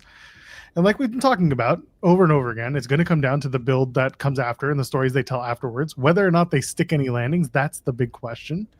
I like the idea of Gunther being beyond the world title right now and just being like, oh, I retired Gunther. I retired John Cena. Who else can I retire? Retired himself. Like, you know what? Fuck it, I'm out too. I did it, everything. But like, maybe there is a story of Gunther being the guy who, if there's a story going around about this being the year of like multiple retirements, what if Gunther is the guy who just keeps doing it, right? You got AJ Styles coming up. Allegedly, there was the Brock Lesnar stuff because, John mentioned it in the Ronaldo interview. He kind of made reference to Brock starting to get ready to hang him up. You've got Randy Orton at one point is going to be ready to go, and that's down the line. Like, there are other wrestlers who are going to be done, and if Gunther keeps taking them out, then that builds the Gunther character and the Gunther legend, quote unquote, moving forward. So I'm willing to see what they do moving forward, but I think it's going to take some time. I hope the follow-up is good. I'm not. Joel is getting yelled at by his wife. No, she messaged me that she was going out. She just came in here to get something, and I wasn't sure if she was diddly-daddling for something else. Okay. I hope it is. I hope the follow-up is good. It needs to be good. You just did this whole John Cena thing. You made a big deal about retiring John Cena and John Cena tapping out for the first time in over 2 decades. Like, it should be a big deal. Gunther should come out. Like, this is why I don't want you like R-Truth confronting him and he just beats up R-Truth. They'll probably go 50-50 with R-Truth, but like, you don't need to do any of that. Gunther should be elevated off of this. If he does go on this run of like, all right, he retires Brock, he retires AJ, he retires Jericho, retires Orton, like, cool. That is a worthy follow-up. And then maybe you could actually build the next guy off of that with Gunther, because Gunther is, by this point next year, by the point that these people might retire, he might be every bit of 40. So you do need to make a guy off of Gunther when it comes to that. If you can do that, then great. I won't have an issue with this. I just don't have the faith that they're going to do this. They got to prove, they have to prove to me that they can do this. And if they do, I got no problem, assuming we're still doing this show a year from now, I have no problem coming on the show a year from now. You know what? They did a good job following up Gunther retiring John Cena. I still would have had him win. I would have done something different. I would have done this whole year much different. But they did a good job making Gunther off of the Cena match. So credit to them. I don't have the faith in there. They've given me no reason, especially this year. They've given me no reason to make me believe that they can do it. And I'll go back to the point of, and Gunther might retire this show. Hey, if he comes on and he wants to retire us, I will happily accept. I have no problem saying, again, a year from now, good on them. I still would have had him win his last match, because I don't think you get as much heat as you would have, 40 years ago when you do this stuff, because everyone knows it's all part of the show. And if you don't know it's all part of the show, they make sure to remind you it's all part of the show every single week. Yeah, exactly. And part of the show is also making people upset and giving them all the wrong reason to. Here's someone who doesn't make me upset though. Let's bring him on. He's the birthday boy. Do we have Cam to sing Hawkins happy joins birthday? us. Nah, absolutely not. No, we Oh. don't. Did your dog sing happy birthday to you? Hello, Cam. Happy birthday. Is What's your mic going on okay? with your mic over there? Yeah. Oh, we can't hear We anything can't you're hear saying. shit what you're doing. Yeah. No. Nah, something's up with that. Try rebooting or try resetting it. He's lost his voice at Wait, 40. he says wait. He's lost his voice. Let's see if he can fix it. Can you hear me now? Now Oh, you're yeah. back. There. Were you on? Was it on like your headphones or whatever? It was on, I don't know, some dumb shit. I don't know. Fair. Hey guys, what's going Hey, on? Cam. How How are you doing, pal? I have 1,000 reasons to talk to you today. That's fair. Don't you have better things to do on your birthday than hang out with us? No. Oh, okay. So hey, last night, this is how you do the thing, right? Last night, New Texas Pro Wrestling had a show in Austin, and I went to the show. It was great. Maya World was on the show. Danny O'Ryan was on the show. Jasmine Allure was on the show. Just really good stuff. And shout out to the crew. They came and hung out with me after the show for my birthday. It was really cool. So I appreciated that. I haven't caught up with you guys in a minute. It's funny. My homegirl, shout out to Amber, who is an entertainment lawyer who I met through the Wale Mania crew. She went to John Cena's last match in DC and flew back to Austin and came to the New Texas show and was out here in the 30-degree weather outside watching the show. It's been a weekend. Hey, John Cena's last match, grown men were crying. I don't have the capacity to cry anymore as a 40-year-old. Emotion. Your ducks are up. Yeah, emotion doesn't process for me anymore. But they had a great time. And I respected it. I loved it. I no longer argue on the internet about feelings and ideas about wrestling. But I personally, me, Cameron, I went to a watch party in South Austin. Everybody was there decked out in their John Cena t-shirts. Some of them so new that the WWE reflective sticker was still on them. I love that. Right? I bought my first John Cena t-shirt on Saturday to wear to the watch party. And it was fun. Which one did you get? There's like a million of them. It had to be the Texas one.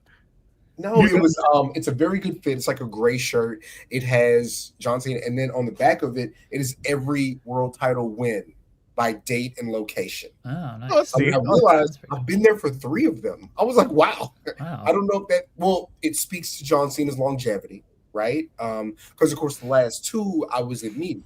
The first John Cena title win I saw was in Jersey when he beat The Rock. So I was like, yeah. The first John Cena title loss I saw was Sheamus beat him in San Antonio in 2010. Or it was either 2010 or 09. But yeah. But it was again, I thought it was perfect. I thought that the smile and the tap was great.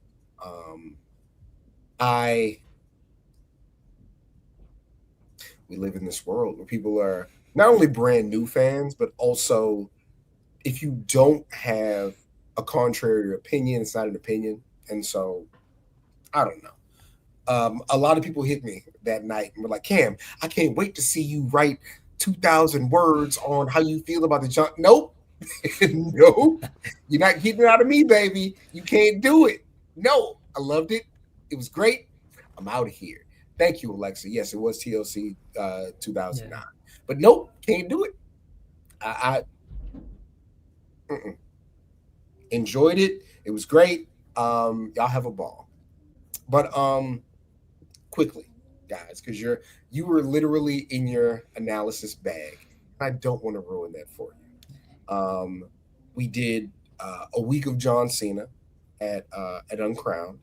My thing was talking about him and Edge, and I just think that it's the most formative thing for the both of them. I think that it solidified Edge as a main eventer. I think it gave Cena a real parallel, a real rival, because JBL, who found himself, was, he was long in the tooth.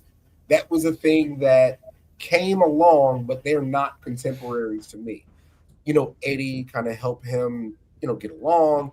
Big Show was a conduit to get to that place. He was the placeholder as Team Sasquatch, the guy for him to get over. But I think Edge was really that guy as a main eventer, to be a really good foil. I think when he did beat Cena, it meant something. When he stopped Cena from making it, it meant something. And who knows what would have happened if he could have maintained that health, I want to tell you guys a story really quickly. And I'm going to say this to not mess up my future earnings. I think you'll enjoy this, especially you, Joe. I think you'll like the inner workings of this. So, just remember, nobody's watching this show anyway, so you're safe. Yeah. Okay. So I'll whisper it. So we did the week of John Cena, and typically with Yahoo, we have one thing a week, right? There's a budget like every other thing, right? So I get the bright idea at my birthday party.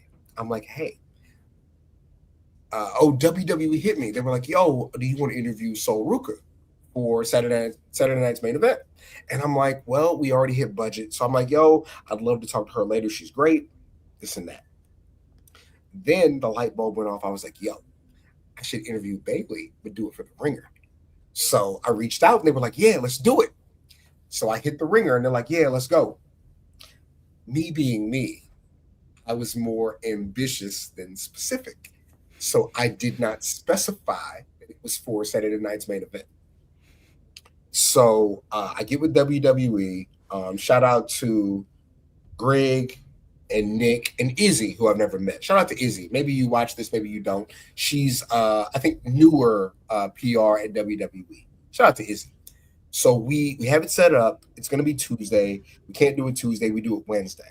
I'm like, wow, if we're doing it Wednesday, that means I have to write on Wednesday right after the thing so it can be out by Friday. Because typically with the Ringer, there's a pretty stringent editing process, right? So we do the interview. It's great. Bayley that's Rick's homie. Like, we have a bunch of friends in common, so it flows. It's really good. So I finished the edit my draft on Wednesday. On Thursday, I haven't heard back yet from the Ringer, so I hit my man Shoemaker. I'm like, yo, I don't know if you got other stuff going on, or there's a holdup, or whatever. But if it doesn't work out, I'll send it to Yahoo. And he was like, Cam, I did not realize it was for Saturday night's main event. And Shoemaker did a great John Cena piece. So he's working on that. So we end up not doing it for the Ringer. So I was like, yo, it's Thursday morning. So I hit my editor at Yahoo. I'm like, yo, I have this thing and it's done. Can we do it? And he's like, Cam, we already hit the budget. I was like, I don't care. You can have it for free. We have to do it because it's Bayley, legend. 2, she gave me her time. 3, I have a good relationship with WWE, and it's Ricky's homegirl. Like, all of these reasons, I can't not do it. And she gave me her time before her biggest free match of her career, right? Like, spotlights on her. So I'm like, no, I got to do it. We got to do it. So we did it. And I think it came out really well. She was fantastic. But yeah, that is how the Bayley thing came to be. Inside baseball, if they didn't want it, I was going to send it to you guys. It was going out one way or another. But salute to her, man. I thought that that whole weekend was a real testament to making sure the thing that they built continues. And I think that's so important. And that's my whole thing. Like, I was watching the show last night, and I was with Amber, and she's telling me about meeting Javon at the Talent Hotel and how sweet he was. And I was like, yo, I want Javon to have, I'm not being arrogant, I promise. I want Javon to have a Cam Hawkins. Like I want Willow Nightingale to have a Cam Hawkins, somebody who is your contemporary, close to your age, knows your language, knows your vision, and can tell your story. And it was great to tell Bailey's because, that's something that the three of us, we've seen it from the jump. And I love who she is and what she wants to be to everybody else. And again, I'm not Bailey, but that's who I try to be to the kids coming up who want to write and want to do PR and all that kind of stuff. So it was great to talk to her. But yeah, for free. And Joel, and I think Jeremy too, you know how much money I get writing about these wrestlers? That's the rent for the month. But free. But I thought it was important enough to tell that story regardless. And I always tell them, listen, you've paid me way more money than anybody should get to do what I do. So I can be mad at doing one or two for free. Like, it happens. But yeah, that is where we are. Yeah. Oh. And I said all the nice stuff. Hey, Jeremy, we busted your ass on Saturday. How about that? How about Wemby and goddamn everybody else? Castle and Vassell and Harper. We busted your ass. All that bullshit ass fouling y'all do, all that hard hitting, wide elbow white boy shit. Guess what? It wasn't enough. We got in that. That was a great appearance by Cam Hawkins on the show today. That's why I was putting my hands up. I was like, I want people to know that it was not me who did this. Everyone would have known it was me. That was wonderful.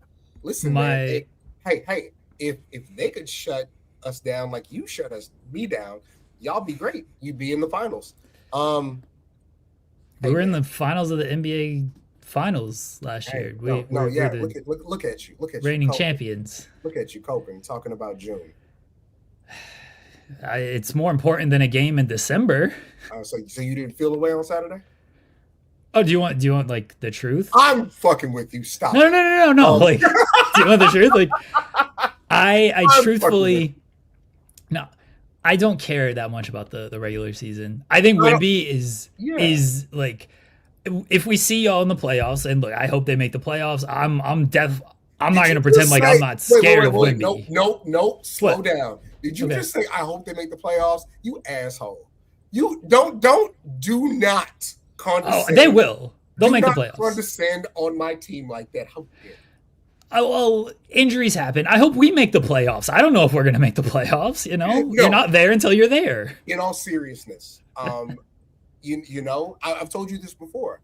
I went years and years and years not caring about the regular season because I didn't have to. Yeah. Because Tim Duncan was going to make sure that, like, when May came around, that's when basketball matters, right? Yeah. But no, I'm listen. This is all a joke because I also don't care about regular season basketball. It was nice to see them do their thing, and you got to understand, in real time, it is John Cena's retirement event. Then you go to another bar and you watch the second half of Spurs OKC. Like it's that's all together. So yeah, it was a lot of fun. It's very funny. Look, I'm definitely afraid of Wemby. You were on the show after opening night, and I was like, yeah, it's this dude's league for as long as he's healthy at this point. It might be as soon as this year. He's really, really, really good, and every team is going to have a tough time against him. And the fact that Harper is already playing this well, the fact that Castle in his second season is playing this well, De'Aaron Fox everyone knew De'Aaron Fox was good, but now you're surrounding him with actual good players and not on the Kings. Like he's playing. Like that trade to get Fox. The reason I think that was so important, the Spurs, I mean, everybody's talented in the NBA, right? Yeah. But they lost a lot of games last year because you don't have a closer. Every game is close in the NBA going into the fourth quarter. But do you have a guy who's going to go get you buckets those last 5 minutes? And while Wemby was out, Fox was that guy, and it really worked. Yeah. I got to tell you, I'm not selfish. 3 titles when I was in college. What if they never win another basketball game? What am I going to complain about, right? My complaint is Booster had his 6-month checkup. His 6-month checkup is supposed to be Thursday. Guess why we ain't going? Because the Spurs won, so now they're playing the Wizards on Thursday. And you know what? When you got a little bit of money, you know what tickets you buy games to? When the Spurs play the Wizards. Yeah. So I will be in San Antonio. Booster, baby, I hope you're good. You got to, hey, man, you go check it with them in January, see what's going on.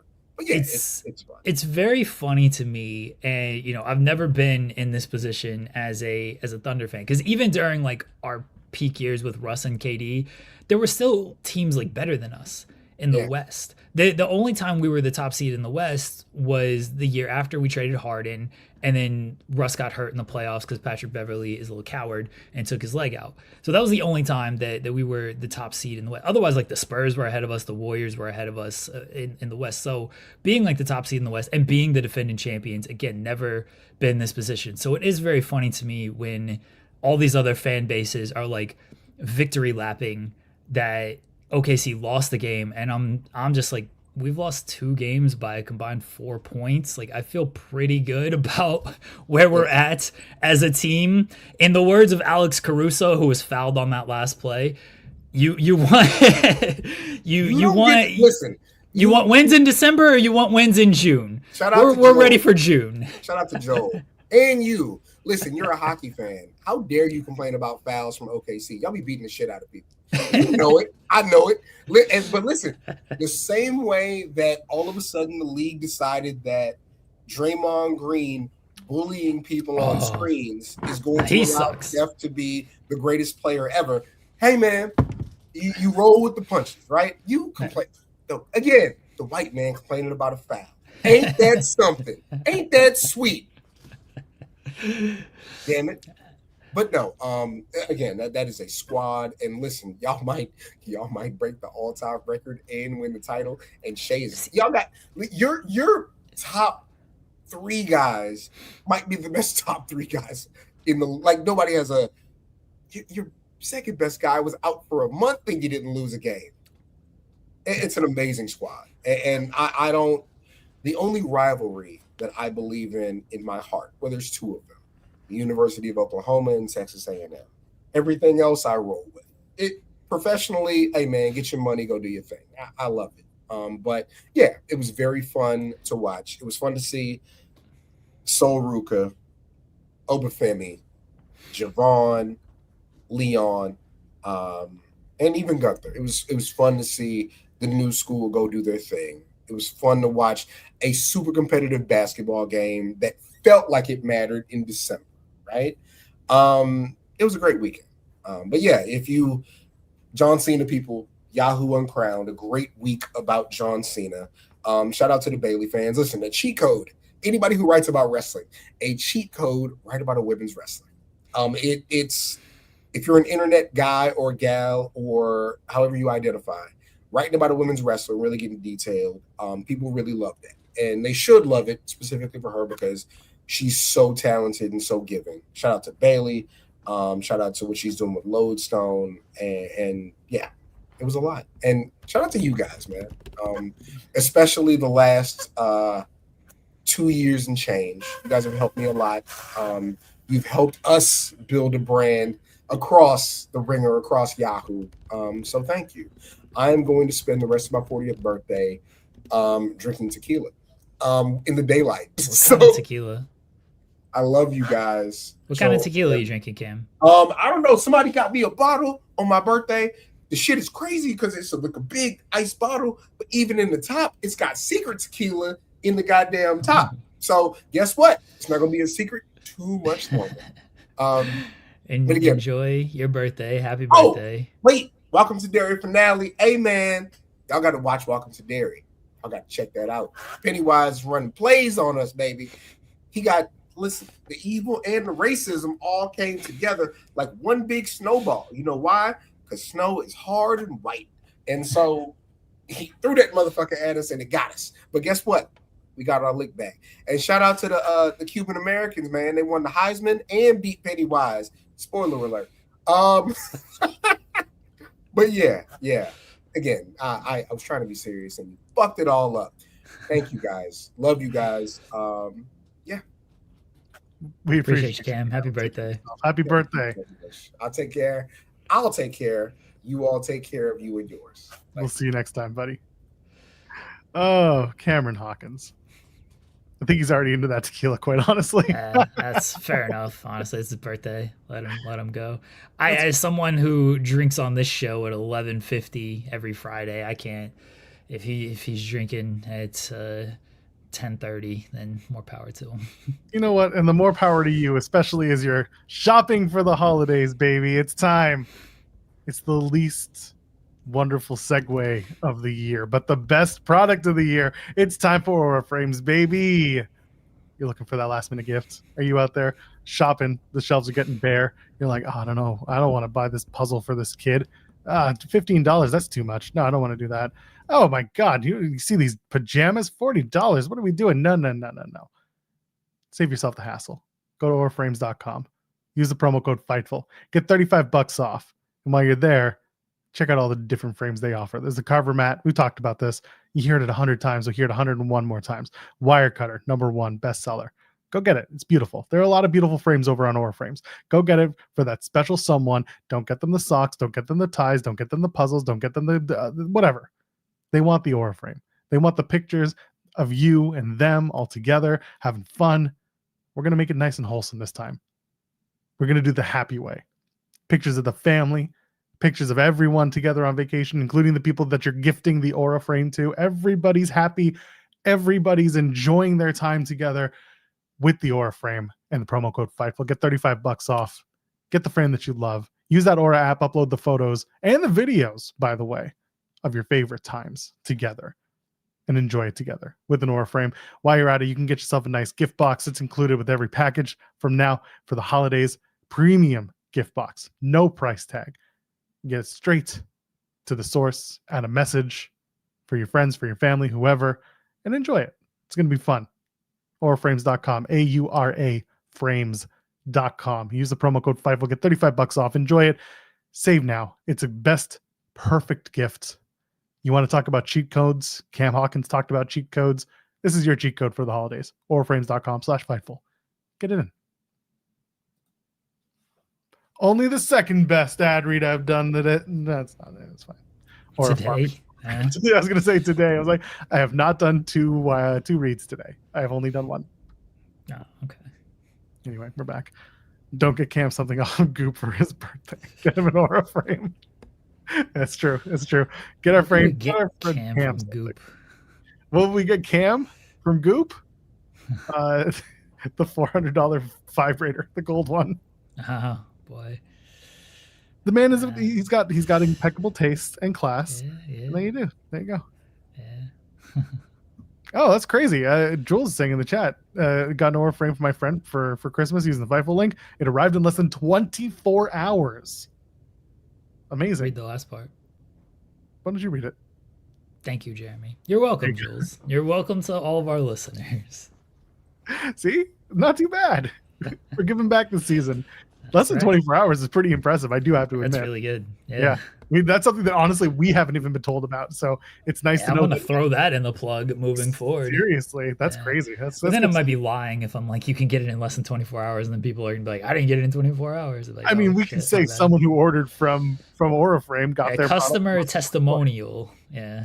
Listen, terms and conditions, and not everyone's going to get the same experience, but at least someone who is constantly in our chat and constantly, part of the FIGHTFUL group, they got it and they got a good experience with it so far. So that's great.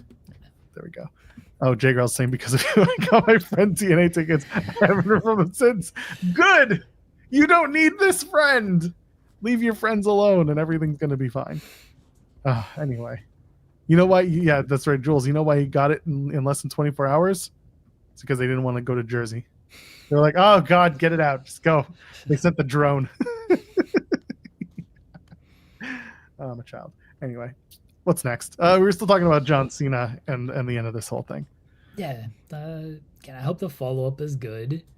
I hope that if you're going to continue to build Gunther, whoever beats Gunther, you can make them off of that, and I hope they do a good job there. I wouldn't have Gunther lose for a while, because I think that if he loses, like next week, if he loses at the Rumble or something like that, like it kind of lessens the impact of all of this. I would have Gunther go on a nice run here, and if he retires people, if he wins the title, whatever it might be, but he definitely should not be losing anytime soon.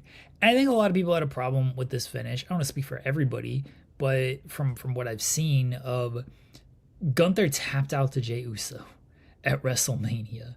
And so the dude who lost to Jey Uso at WrestleMania is now beating John Cena in his last match. And I know Gunther got his win back against Jey, so you can at least quantify it a little bit there that Gunther did get the win back.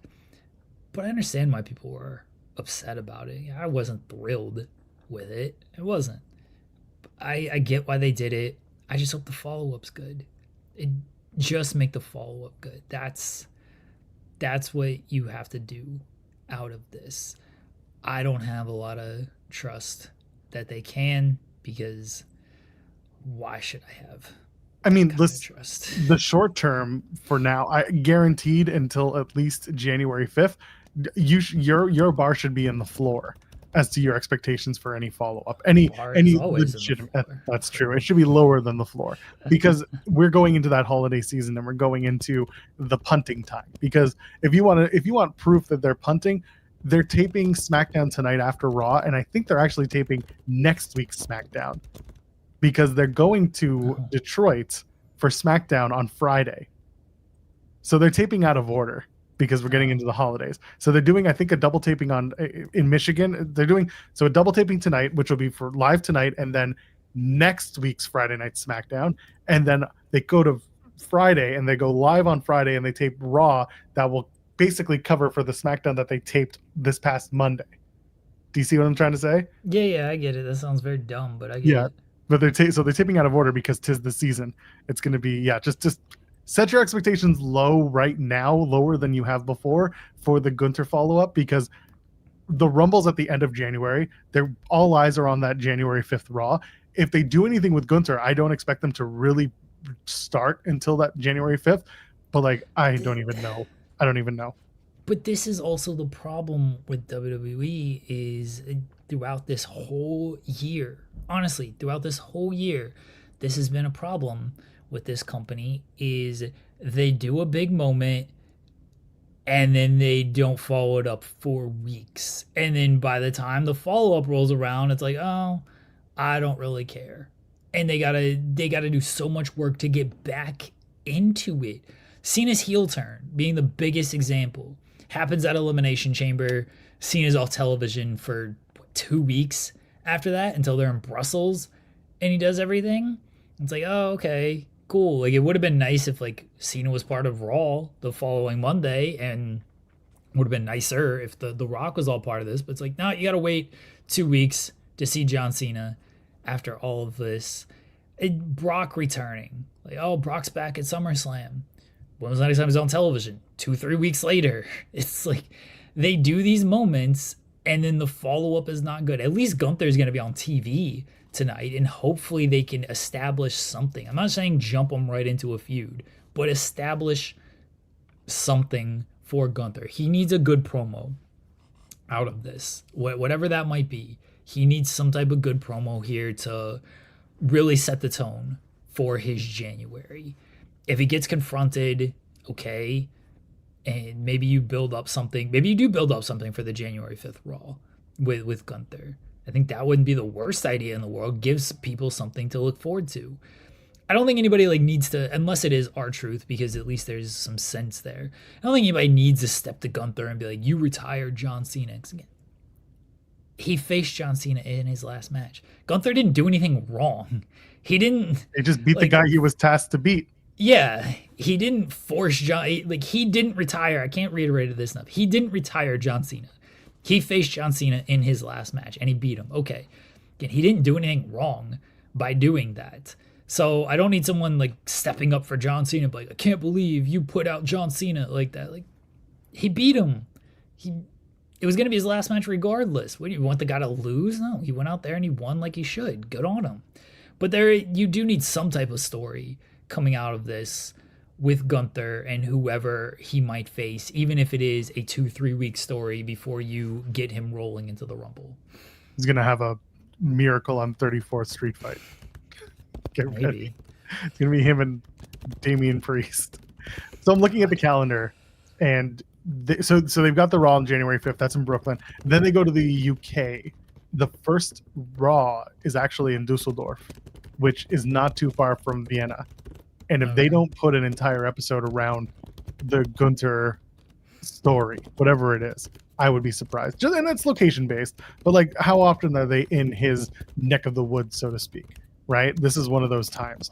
So I would be interested in seeing how they play that off, because they're in the UK all the way until the Saturday night's main event in Montreal, and then it's the Rumble. So we'll see. You gotta get the heat on Gunther. You Yes. gotta establish the heat on him, because right now, unfortunately, it's too much on just the booking in Triple H, and that should not be your goal. Triple H is not the top heel of the promotion. He's not the top babyface either. As much as he wants to be both, Exactly. he's neither. He's not wrestling. So that's something I wanted to bring up with you, because this is a conversation you and I kind of had going into this last match. The frustration of fans not basically going after the booker instead of going after the wrestlers in a kayfabe story, a situation. So you saw it after the match and during the post show. Obviously, fans were very much, well, you see the crawl, voicing their displeasure for the outcome, and Triple H, being the antagonist that he was, just kind of pointing it back at them and just being like, "Oh, you should be a little louder." And it's like the antagonistic nature of Triple H right now. Helpful, hurtful, and the fans, what role do they play knowing that they're probably not going anywhere? The only ones who are actually leaving are the ones who are like, "I came for John Cena's last match and I've been out for long enough. Now I'm still out." Nobody got one back for this. Yeah, I don't think anybody got one back. John Cena obviously boosted ratings throughout this last year. He boosted just numbers across the board.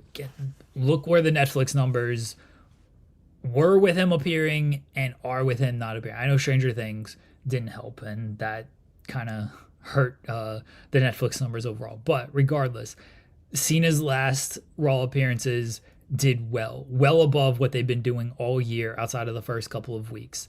And then when he hasn't been on the show all year, they've been down, and they're probably going to continue to be down. He moved tickets for his last match, obviously, but he moved tickets just throughout the entire year when he was wrestling on these shows. So I definitely don't think they won people back. They might have run people off, because the crowd was completely dead silent when Cena tapped out. And yeah, they chanted bullshit. They chanted, "You fucked up" at Triple H. They booed Triple H. I don't mind when he's on the post show and he's like, "Oh, expected to be louder." Like, fine, play into it a little bit.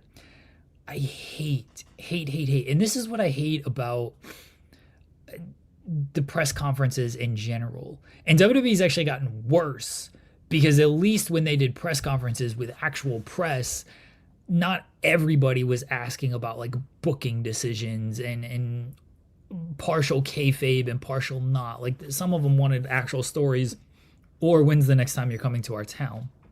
Fine. Or praise this person, whatever, which they still do now. I hate these post shows because we allegedly live in a kayfabe universe, but then you have the guy who runs the show talking about, "This was a great decision and I have big shoulders and I can take this, and like, look at John's history. He wanted to do this. This is what's best for blah, blah, blah, blah, blah." It's like, man, can we just like, they talk about enjoy the show all the time, but like, he actually makes it difficult for us to enjoy the show, because he's constantly reminding us it is all a show. Like, I would love to just enjoy the show and see what is happening on the show. I don't need to be told every single time I'm the one controlling the show. I hope you're enjoying the show, because I'm the one that is putting the show together. And if you're not enjoying the show, well, just be silent. And it's okay. Just wait. Because you will start enjoying the show. Because I'm putting the show together. There's no like fourth wall breaking here. You know, we watch enough television. There's some shows that'll break the fourth wall, give a wink and a nod type of thing. But the actual director isn't coming out, or the writer isn't coming out and being like, hey guys, sorry you're mad about this character that just died, but it's all part of the show type of thing. Like, there's none of that going on. It's just, it's so self-indulgent when he does these things. And it takes me out of things. And just like, all right, yeah, you're right, Triple H. It's all part of the show.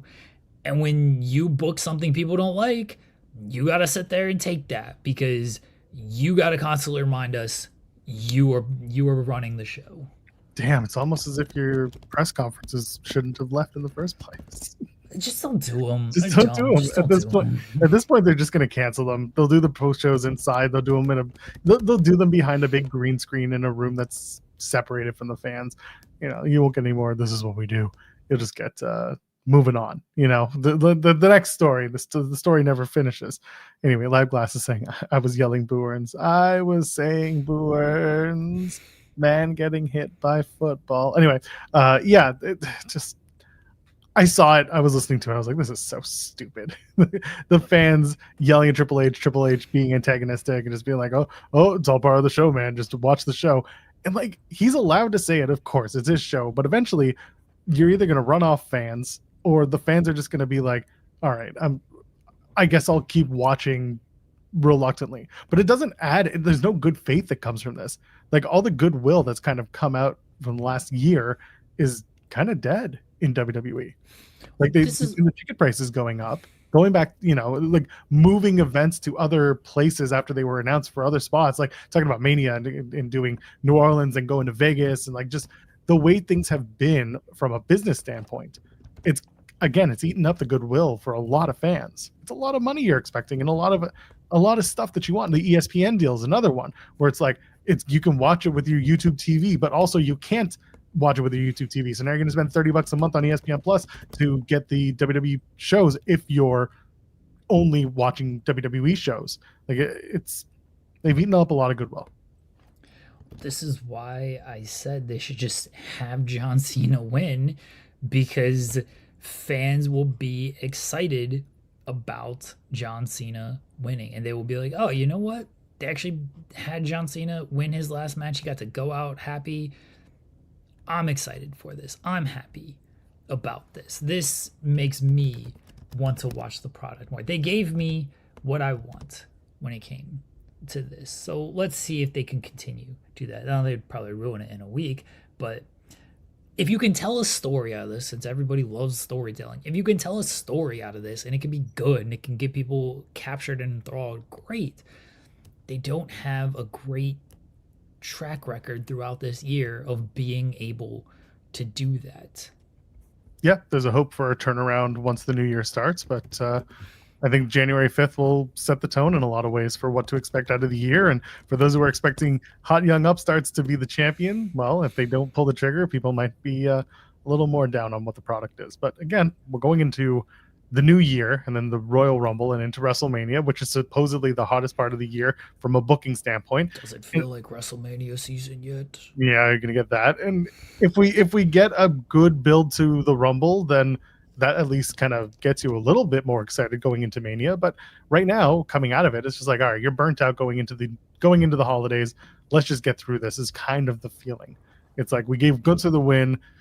Some people are happy, some people are not. Now they have to capitalize, but I don't expect personally to see any capitalization until maybe the beginning of the year. We'll hit a couple super chats from Evan Rogers. First one was, the tap out is the problem. Sometimes give up wasn't the slogan of the guy people came to see.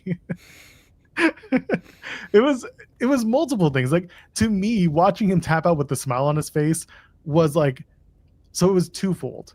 The first being, he gave up, which was like, Gunther promised he was going to make him, give up. He was going to do it for the first time in his never give up career. This portion of his John Cena presentation, he was going to make him give up. when he kept hitting you over the head with that, it was like, okay, he's gonna do it, and that's the way it's gonna be. And it's poetic in that he called it. He did the Babe Ruth. Great. The smile on his face, people read that in a couple of ways. The first way that I read it was, oh my God, that is selfish as hell. You're not out and giving up. There's no pain on your face. It's acceptance, which to me makes it look like John Cena saving face by losing the match and just being like, haha, you got me.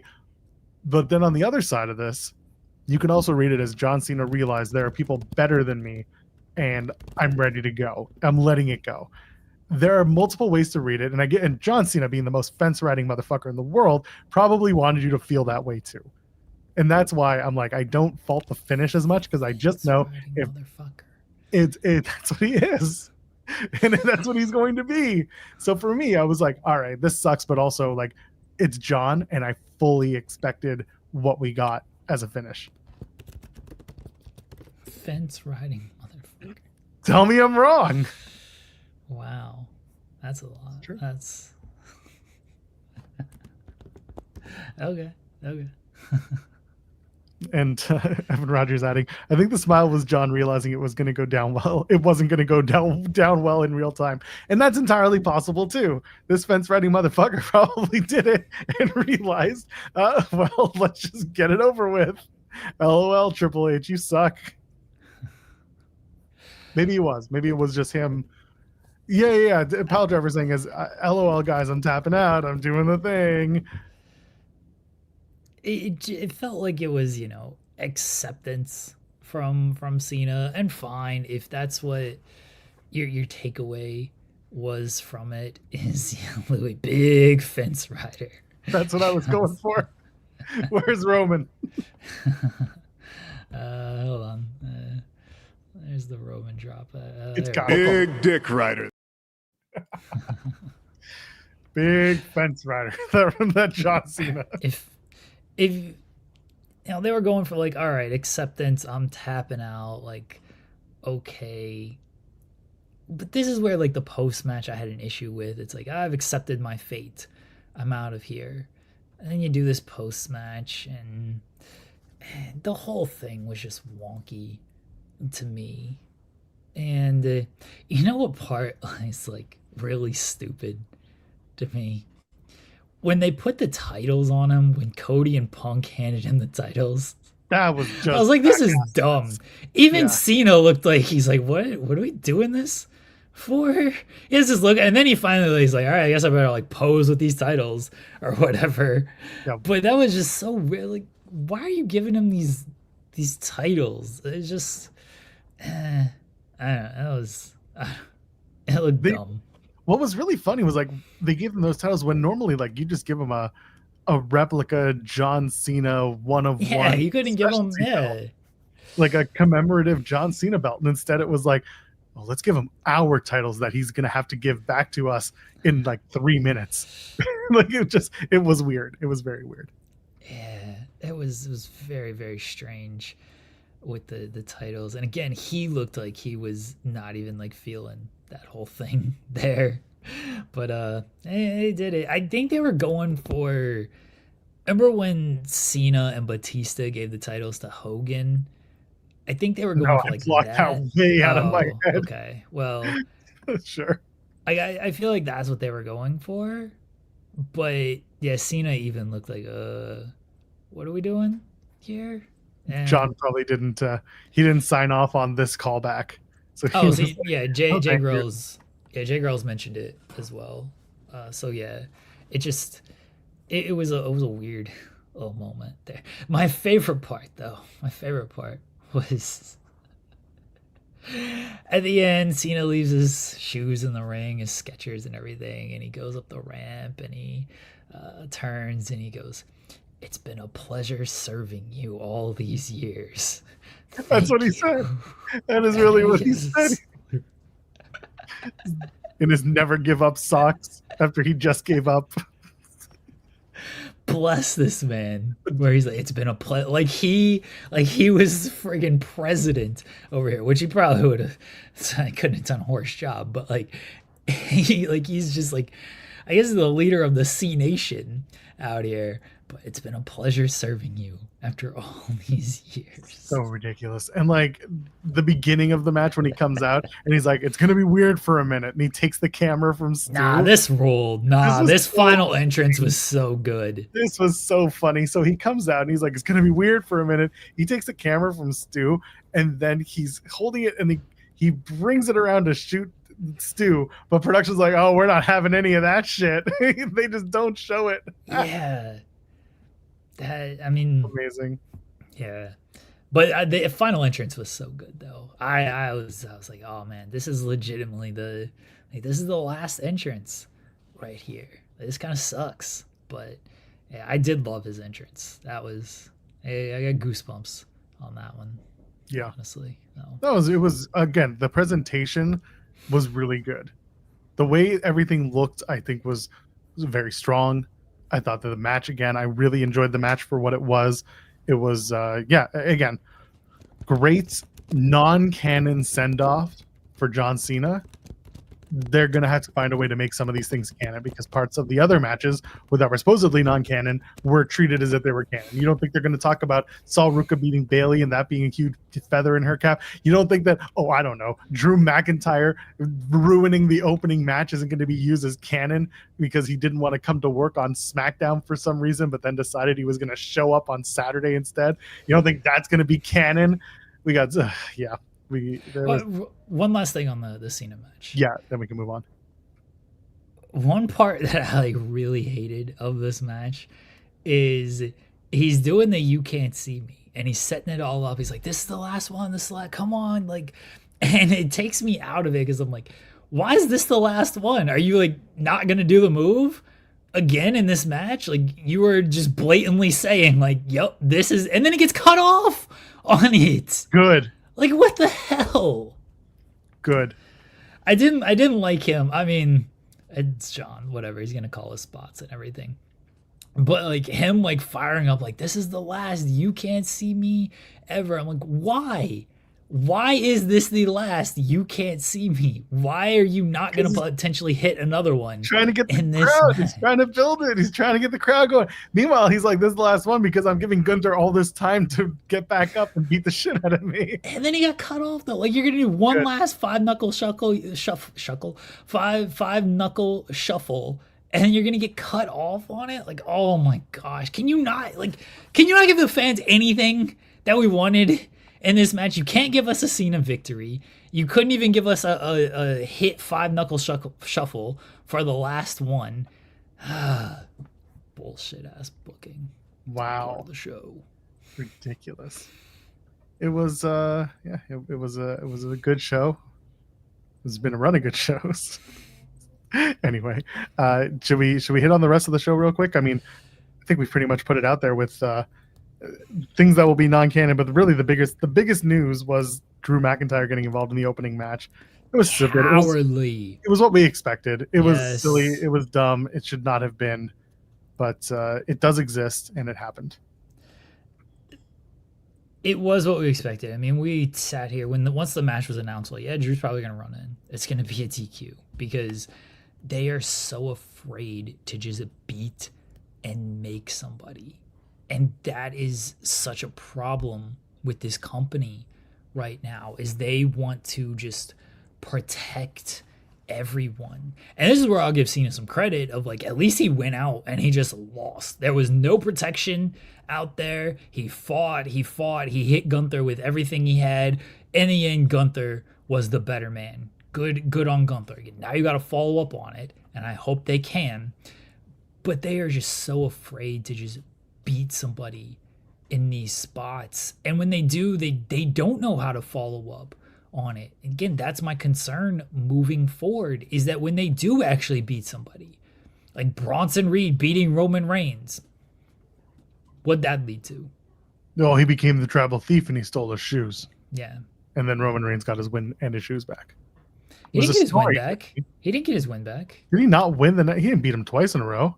Bronson won the street fight. That was the last time that they fought. I thought they did two, though.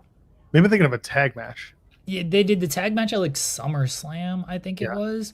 And then, yeah, Bronson won the street fight, though. And then Roman was off television until Christmas. But Christmas is every day when you're the tribal chief. Every day. And then they lost the War Games match. So I know Bronson didn't pin Roman in that, but they lost the War Games match. And so they traded wins. They did. Roman beat Bronson at Clash in Paris, and then it was the street fight. Right, but Bronson got the last win, though. Yes, he did. Yeah. But then Bronson hasn't really done anything since then. Like, he should have been elevated further off of that. Instead, he's just, I mean, he's kind of the third guy in the vision. Braun Breaker is the guy who's ascending, and they put a big spotlight on Logan Paul with everything. Again, this is why I have no real faith that they can follow up on any of this stuff. But they're just so afraid to just beat somebody in this way. Like, just have Obafemi win. It's not going to hurt Cody. It's not. No one's going to think less of Cody because he loses this match. Like, oh man, that Cody Rhodes, he's a fake champion. And if people think that, make that the story. Like, go somewhere with that. Instead, they just do the predictable DQ finish, and now Oba's going to be in NXT for another 8 months, and then hopefully you remember that they did this match at all by the time Oba gets called up to the main roster. Could have been a tag match. It could have just been Drew and Ricky Saints against Cody and Oba. If it's non-canon, why wouldn't you at least try to do something with that? Ricky turned heel. He hates Oba. Drew and Does Cody. He hate Oba? He helped Oba. I mean, he did help him, but at least you could have said something up on SmackDown. Maybe he's jealous of Oba getting the shot. It was, again, they did nothing about it. So it's not great. Not great, and it was lazy. It was exactly what we expected. Saul beating Bailey, that happened, and that was a really good finish. That was with the Soul Snatcher, and then Bailey tried to roll out and pull her back in. Yeah, I thought that was clever. And it was overall a good match. I mean, Bailey's fantastic, and Sol Ruca continues to improve, and her athleticism alone is just going to get her really far. But this was not this was the expected NXT victory here when you looked at the card. And Sol's probably main roster sooner rather, at least she should be off of it. Like, if I'm Sol Ruca and I just beat Bailey, I'm like, why the fuck am I in NXT still? You got to do that Zaruka big breakup street fight match at WrestleMania weekend. Yeah. They're going to stretch this thing out all the way till April, because they're going to do the match at it'll be Sol Ruca against like Blake Monroe for the North American title at whatever show, the New Year's Evil. And then they'll do this in like 2 weeks. Yeah, well, they got 2 weeks to get there, and then it'll be Zaruka costs her the match, and then they'll play out the whole feud until a street fight at T-Mobile Arena for NXT for Stand and Deliver. Have fun. That'll be the next few months of that, and then the tag match that should have been much longer. AJ Lee defeats Javon Evans and Leon Slater. At least they gave Javon Evans a win on SmackDown, I guess. Yeah, I'm glad they gave Javon the win on SmackDown. It wasn't surprising that Leon and Javon lost this match, and they were always probably going to lose this match. Even if the titles weren't on the line, it's a showcase match. It was good.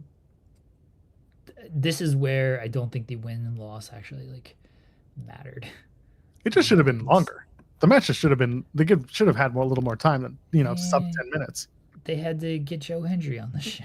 Not just when they had to replay a bunch of video packages for John Cena.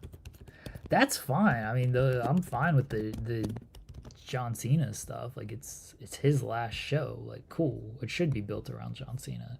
The Miz, R-Truth, Joe Hendry stuff. Yeah, I didn't need multiple cuts to Joe Tessitore and Stephanie McMahon. I know she invented women's wrestling. I know she saved John Cena's career. So fucking bad when they did that, and she was like, "One thing you know about John Cena is that he is just so," and it's like, "Oh, you couldn't have." Whatever, you know what I'm saying. Why are you a hater? Why am I a hater? Because the creator of women's wrestling couldn't read the script. Anyway, Miz came out, and then Joe Hendry got his moment. He got to beat the guy who beat John Cena. That's going to be his new thing. And he'll still be in NXT for however long. He's gonna feud with the Miz for his entire career. His Joe Hendry. That's as good on him. Gets. Good on him if that's where he gets to. Like, you could do worse things than just feuding with the Miz. It's just funny that every time he shows up on main, he's got to do something with Miz.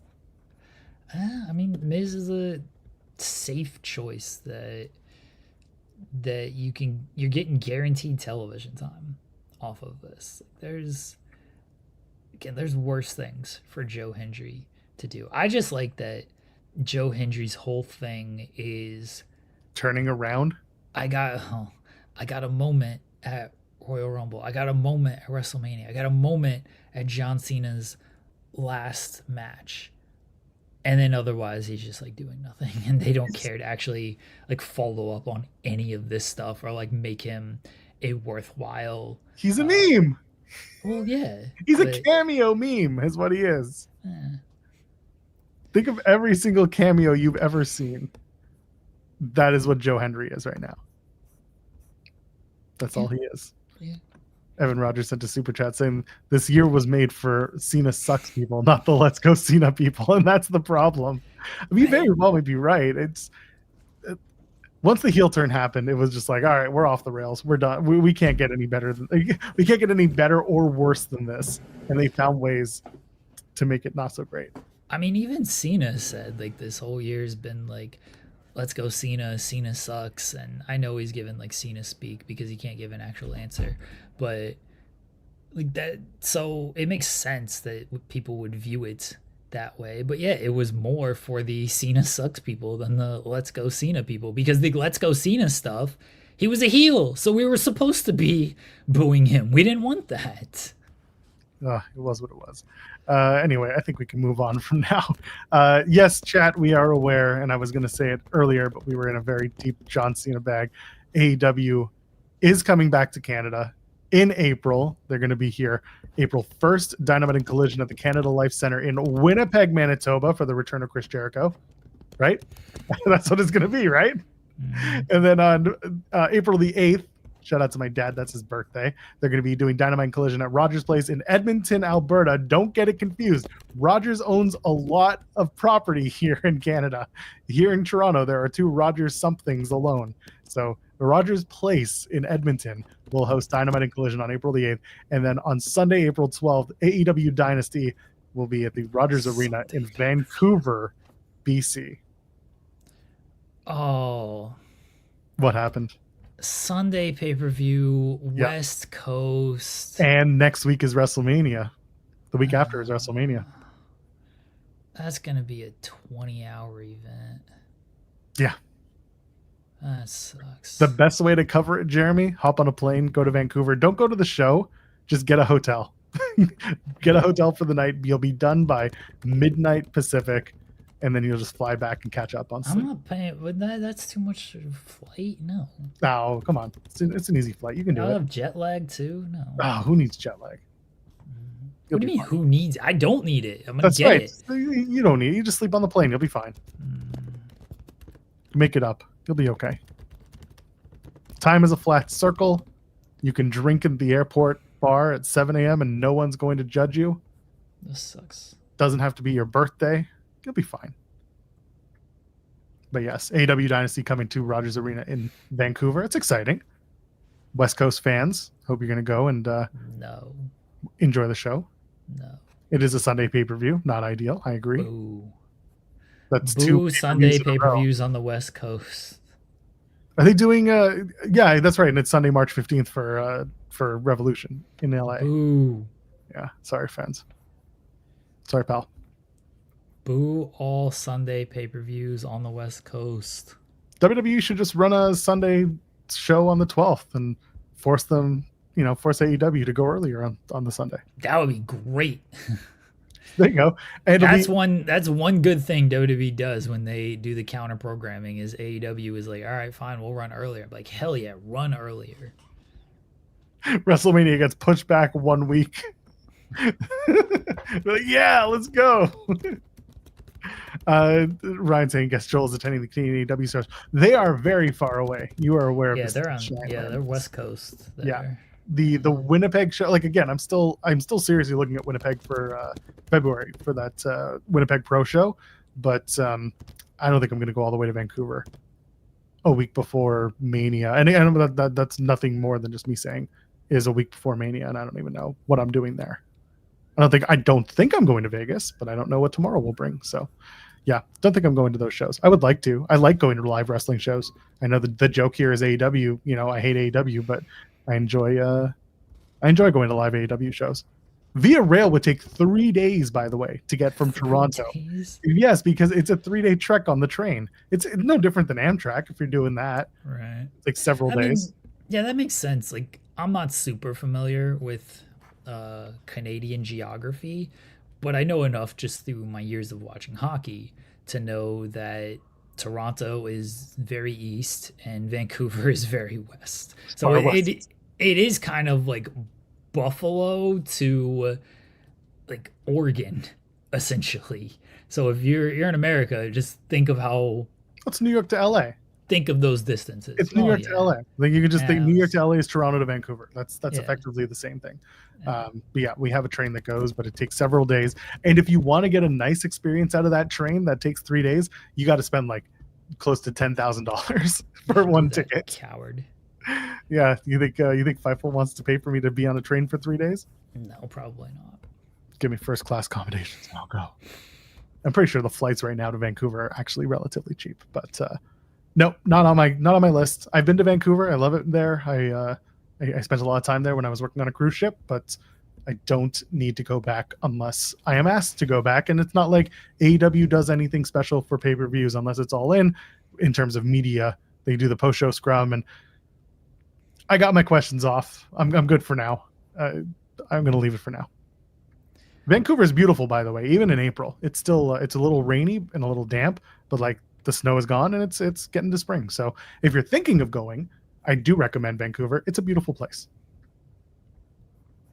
I've never been to Vancouver. I'll take your word for it. It's great sushi there too. Yeah, okay. I mean, it's fresh because the water's right there, right? I don't like sushis. Really? You don't? I mean, some of it's like fine, but yeah, sushi's not really my thing.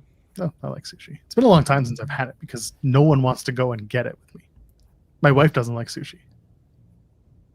You should sell fish. We've already done this bit. Oh, God. I know you and SP3 will talk more about Collision because I know he doesn't trust me to talk about his favorite professional wrestling and his favorite C2. But Takeshita and Claudio was great. You know what makes wrestling even great? Getting to watch it at 1 p.m. So that was always appreciated. Yeah, Collision I thought was a good show. It was a strong show. And the C2 matches, especially Takeshita and Claudio, go in the distance. Hell of a match. And Speedball and Kevin Knight. I cried. That match made me cry. Cried. I had to. I cried because I couldn't watch those two best friends going at it like that. It was very sad. Okay. But Speedball winning made it all better. So, you know, you gotta get it. Yeah, and then Mark Briscoe and Danny Garcia had a good one. Yeah, I was a little disappointed by Swerve and Josh Alexander. I expected me too. Maybe a little bit more on that. Like, it wasn't bad, but I was gonna say the TNT title match. I got so confused at the finish. Because I kept thinking that it was actually a C2 match. Oh. And I was like, why did Marina try to get involved? And she looked like she got up on the ring apron and the referee had monitored her, and she looked like she's like, oh, no. Because I thought it was a C2 match, and she was like, shit, if I get involved, I get fired. And then I realized, I don't know, wait, that just played into the finish of everyone else from the Death Riders getting involved in the match. So for a minute, I was like, wait a minute. But yeah, the crowd was into the main event. That was true. Crowd was into everything. I mean, they only get a good crowd. Yeah, they go over to the UK. You want to talk about cheat codes? You go to an underserviced wrestling promotion or wrestling hotbed, and you give them live wrestling. They're going to be all about it. So that was really strong. I'm cool with Claudio and Takeshita being a draw as well. So they're both at 7. I do wish they understood like the tiebreaker stuff a bit more. I think they do understand it. I wish they like made that a little bit more known, because they're like, oh, well, now Takeshita and Claudio are tied at the top of the league because they both have 7 points. Like, no, they're not tied. Takeshita is actually ahead of Claudio because he has a match in hand and Claudio has a loss on his record. So by virtue of how tiebreakers work, Takeshita is actually ahead. I wish they would explain that a little bit better for the sports-centric brain like myself out there. And for, people who might not know. It's like, oh, they're tied. All right, so Claudio could technically be... No, Claudio is not in first. Takeshita is in first. I'm sorry, you want people to be sports-minded with wrestling? I can't do it. I want them to explain that is all. Like, it takes 2 seconds to just explain. They both have 7 points, but Takeshita has the tiebreaker because he's wrestled one last match and Claudio has a loss on his record. Now, if Takeshita wrestles his next match and he loses, then they will technically be tied, especially because they went to a draw. I just want them to explain the nuances of it, which not everyone cares about, I get. But if you're going to do a tournament like this, I think it's kind of an important thing to do. And again, it's not like it takes long. It doesn't take anything away from the show. It helps people understand it better of like, why is Takeshita listed above Claudio? Well, here's why. And if people list Claudio over Takeshita, those people are wrong. Well, now that you've explained it, our entire listenership can go back and spread the word about what this is supposed to be. That's all. But that was a fantastic match. It wasn't quite on the level. I liked Takeshita and Moxley better. I liked Claudio and Moxley better, and I liked Fletcher and Speedball better as well. So I'd put it like just below those 3 matches. But otherwise, and part of that is like doing a draw finish. Like, even though it made sense for this and I didn't mind it, like it's a tournament, it's a 20-minute draw, I got no issue with doing a draw and something like this. It does take away a little bit from the overall match when you compare it to those 3, which all had clean finishes. So, but it was still, one a top level, I would say, C2 match overall. And then Speedball and Kevin Knight was also really good. I did love like the closing stretch to that match. Speedball has gotten really good with he's always been like this, but the closing stretches of his matches, I feel like they've gone to another level in the Continental Classic, and this one was very exceptional. With he went for the I'm not even sure what to call it, the Adventure Time sunset flip. No, the sunset flip, the thing he beat Fletcher with, like like the sunset flip where he's got the arms tied up and everything, and Kevin Knight kicked out of that. They kept trading the finishes after the Ultimate Weapon that Speedball missed, and then he got him with the Rubik's Cube at the end, which is a cool looking move, honestly. Like, I know he's done it before, but it was a really, really sweet looking move. And yeah, like, it was overall a really, really good match. I didn't love it's kind of a dumb spot. I know Ricochet and Logan Paul did it, and it was like, it looks really cool, but hey, let's like jump from the side of the ring and clash in the middle. Like, it looks really cool. A superhero spot. Like, the aesthetic of it is cool. It just seems like a dumbass spot to do. Like, I'd trick the other person. I'd be like, all right, you ready? Yeah, let's go. And then you jump, and then I just like jump down, like, and then watch them fall down. I'm like, dumbass. That's what I would do. Just kind of lariat him on the way down. No, just like I would fake, roll through it, and then you just kick him. No. I would just fake doing it. Like, I'd jump up and then springboard, but then I just jump back down onto the apron while I watch the other dude just jump across the ring and fall flat on his face. I feel like they would have the wherewithal to roll through, considering they are, in better. I mean, in that case, fine. Like, then they roll through, but I'd take that risk over, hey, let's clash in the middle over here. Like, that just seems stupid. This is why you can't be a wrestler. No one would trust you. There's a lot of reasons why I could not be a wrestler, but because I'm smarter than everybody, I'd be like, I ain't doing this dumb shit you want me to do. Have fun jumping and springboarding onto your face. Good luck with that. You're gonna break your ankles the second you hit those ropes. It's the Samoa Joe nope spot. That's why Samoa Joe's so smart. It's like, why am I gonna stand here as this dude jumps off this seems dumb as hell. I'm just gonna walk away. That's what I'd be doing if you're like, you ready to jump? Yeah, I'm ready to jump. Like, hell no. It's like the when you're kids and you're like, all right, we're gonna run and jump in the pool all together now, and you'll run, and the one dude like stops short with everything, and and everyone else jumps into the pool, and you're just like, haha, I'm still dry, and the pool's all cold, dummies. That's what I would do. Yeah, you're not made for wrestling. I know this. I would put together. I would be a good coach in wrestling because I would tell all these people, no, this is stupid. We're not. How about you don't do any of these things? Let's be a smart wrestler. Work smarter, not harder out here. I don't care about your dumb spots that look cool. I'm trying to win matches out here. More people should win instead of care about spots that look cool. Well, that's best I can do is a smile and a tap. That's my point out here. And Mark Briscoe and Daniel Garcia was good. Yes. Garcia feels like, all right, he's just a dude that gets beat. Okay, cool. Like, I love Mark Briscoe, but Garcia is not really like a great opening competitor because they haven't done anything with him since he joined the Death Riders. Yeah, it's fair. I was thinking back to the Mercedes promo. It was the Bays of Wrath and the it was the Bays of Wrath and Timeless Love Bombs in the ring, and then Mercedes comes out. I got really confused in this promo because she made it feel like she was going to challenge for the tag titles, but by bringing a team of her own that she was going to lead, and then later on they called it an 8-woman tag for Holiday Bash. Well, that's your own fault for getting confused. Well, yeah, but those were her words that were very confusing. So no, she was like, "I'll face you guys," and then they were like, "Well, there's 4 of us, and there's 1 of you," and she's like, "Well, I got 3 killers who I'm gonna bring."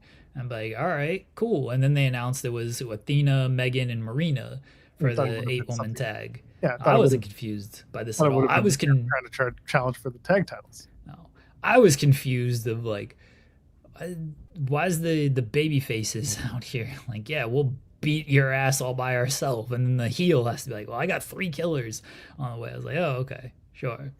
And like this was a segment. I feel like we just did this segment. I don't know as far as Willow and Tony. And I know the celebration, like they won the titles on Wednesday, and they had like the show of respect and everything, and then they cut a kind of a similar promo of like, we're babes, we have wrath, and the chant breaks out, and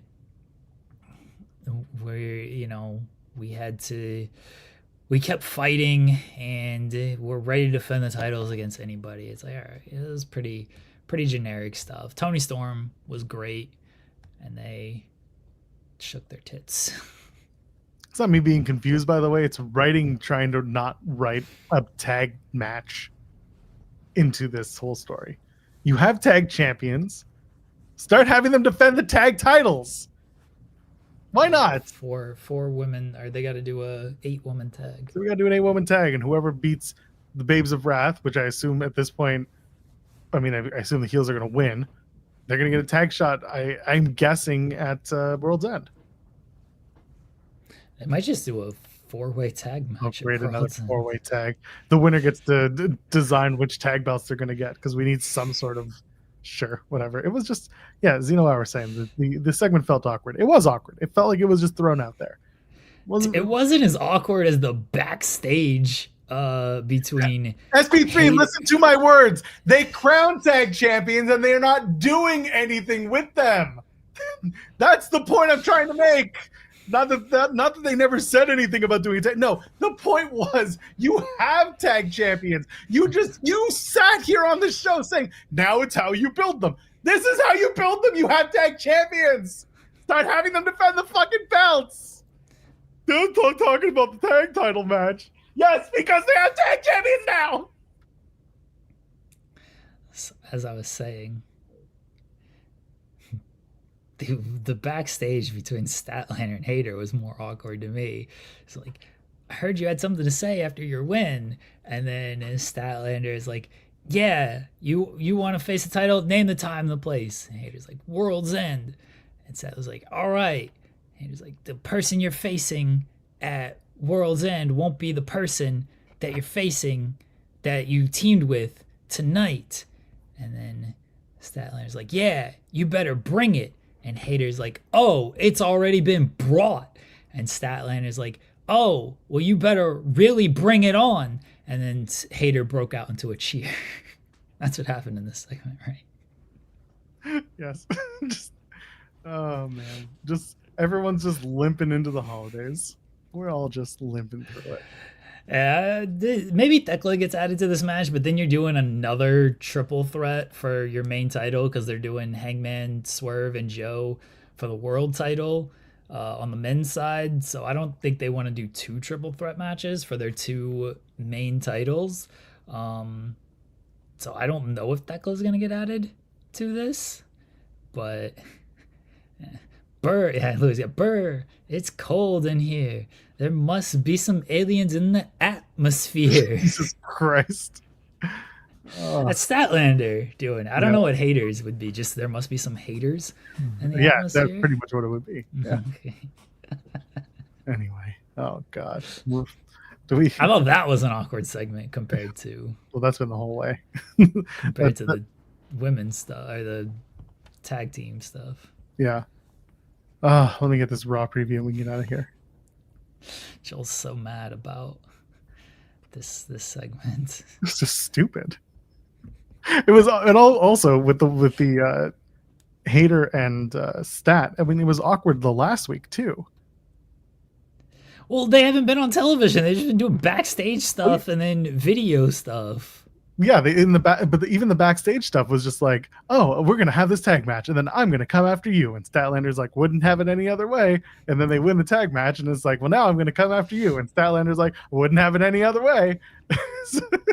And Thekla's like watching from the balcony, being like, these bitches just finished fighting already, so I can get in there. They should have been like, you know what? We actually make a good team. Let's go after the tag team titles. Yes, that's fine. At least then they're doing something with the tag titles. Why are we fighting? All these friends, all these people are being friendly, and in the tag team division, we should join them in the tag team division. And then they go, Burr, it's cold in here. There must be some hater aliens in the atmosphere. That would be their tag team name, Hater Aliens. Aliens. Hate aliens. Oh, I can't even do it. Raw's tonight from Hershey, Pennsylvania. It's on Netflix. The Usos are going to face the New Day. Eventually, Jay's going to crack, and it's going to be Uso 2 versus Uso. I am not my brother's keeper. CM Punk returns because he could show up on Saturday, but he couldn't show up before then.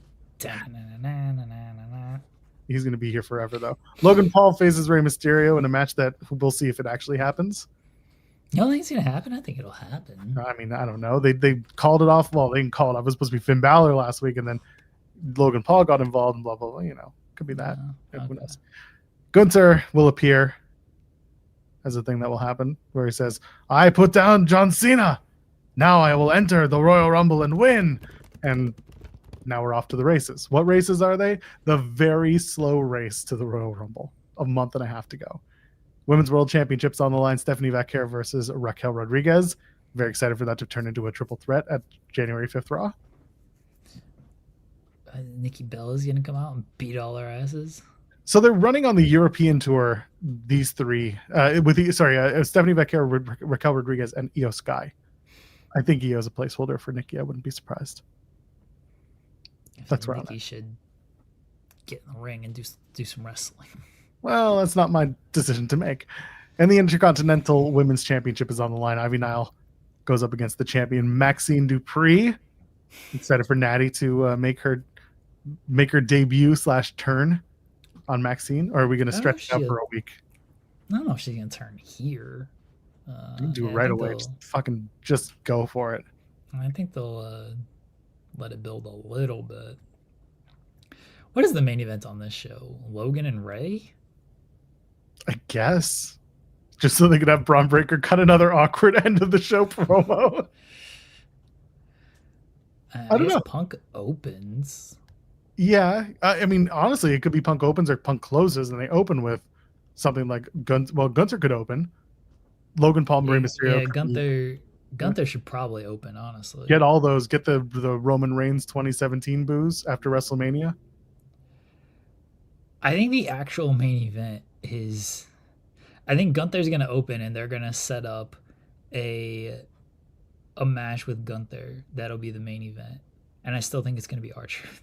They're gonna set up Gunther and R-Truth as the main event, and that'll be the main event. But then CM Punk talking is the like main event segment. Right. All right. Well, could be that. That's my guess. Okay.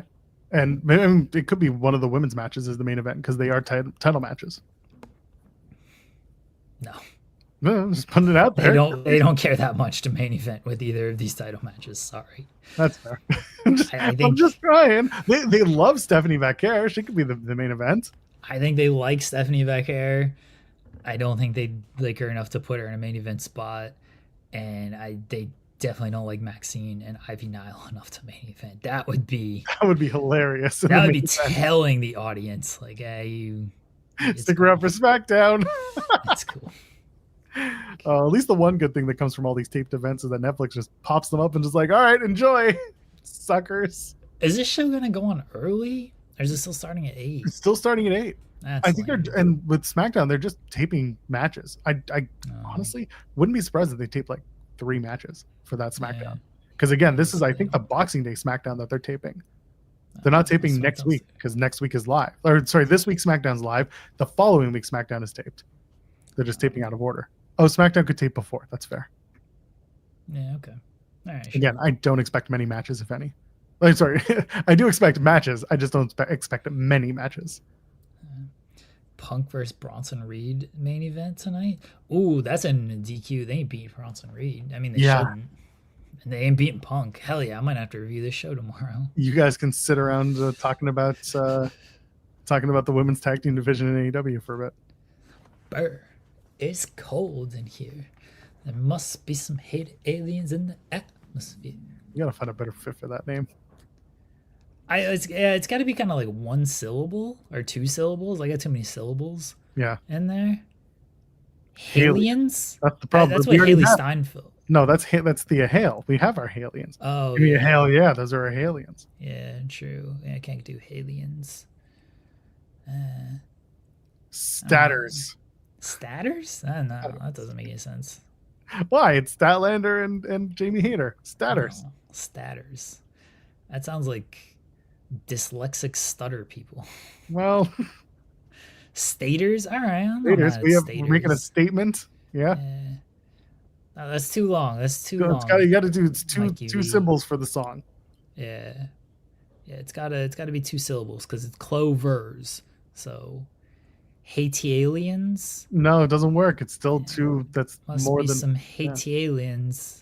Hatelians. He's trying to do Hatelians. Hatelians? Yeah, doesn't work. There must be some Hatelians in the that's okay. It's not terrible.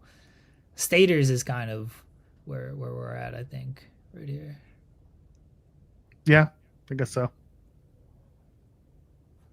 You guys can talk about it tomorrow. If Raw ends in a DQ, you guys can sit here for 2 hours and talk about what Statlander and Hater's gimmick is as a tag team when they go after the Babes of Wrath.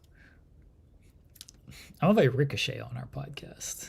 He just said, I'm going to take a chapter out of everyone else's book and think I'm going to start a podcast so I can just spew shit out of my mouth like it's the truth. Oh, let's go. Dax will be on first. I'd like to have Ricochet on this show. Ricochet rules. AJ, did you see the AJ Francis quote tweet? No. Let me co-host Ball is Beautiful with you. That would be a hell of a podcast. That's what I need. Yeah. I need AJ Francis and Ricochet just talking shit for an hour. Yeah, that would actually be really good. I would listen to that show. I really would. God, my hater rate would go up. Anyway, let's get out of here. Do you have anything to plug? What was your moment of the weekend, Joel? Oh, man. 3 fingers. 1 smile. Sometimes give up. Goodbye, John Cena. We hardly liked ye.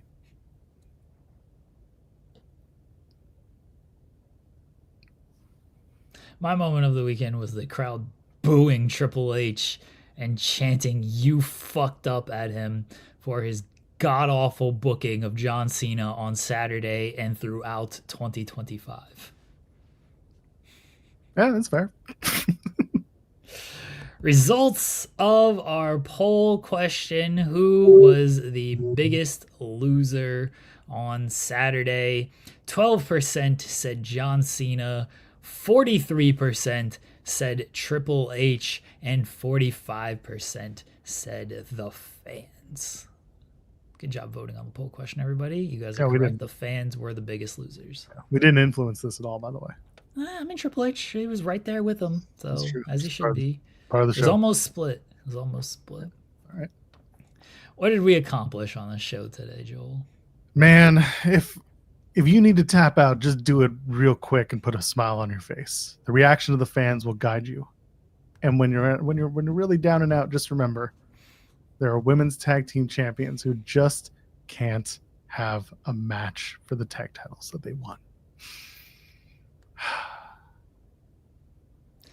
think the biggest thing we accomplished is Burr. It's cold in here. There must be some Joel hating on AEW in the atmosphere. You see, that one's way too long. I don't care. It worked for what I wanted to do. Yeah, that one cleared up. It worked for what I wanted to do. We also accomplished that Uncle Howdy should drink Mountain Dew pitch black like Popeye eats his spinach. That part alone. That was the show today. Tomorrow SP3 and Jeremy are back talking about what? Who knows? Probably basketball for 2 hours. Who knows? But give them some. Both our teams suck, so I don't think we're going to be talking about basketball. Oh, someone will find a way to turn it into something. Who knows? Thanks again to the birthday boy, to Cam Hawkins, for joining us today. It's always nice to see his face, tell a story, and all that. Yes, y'all will talk about AEW Dark coming back and a whole slew of other stuff, I'm sure, tomorrow. Stocking stuffer. Stocking stuffer, that's right. We don't stock our stuffers here. We stuff our stockers. Relax. Everyone's at home. Relax. Yeah, so. Jeremy will be back tomorrow with SP3. I'm taking the day off tomorrow. I'm taking the day so off you won't even see me. All right. I'm gonna make the show for tomorrow, and I'm gonna FO for the whole day. So for Jeremy Lambert, you know who I am, you know who he is, because I just said it. Leave a thumbs up on the way out. Ladies, gentlemen, friends beyond the binary. We'll see you in the next one. Cheers.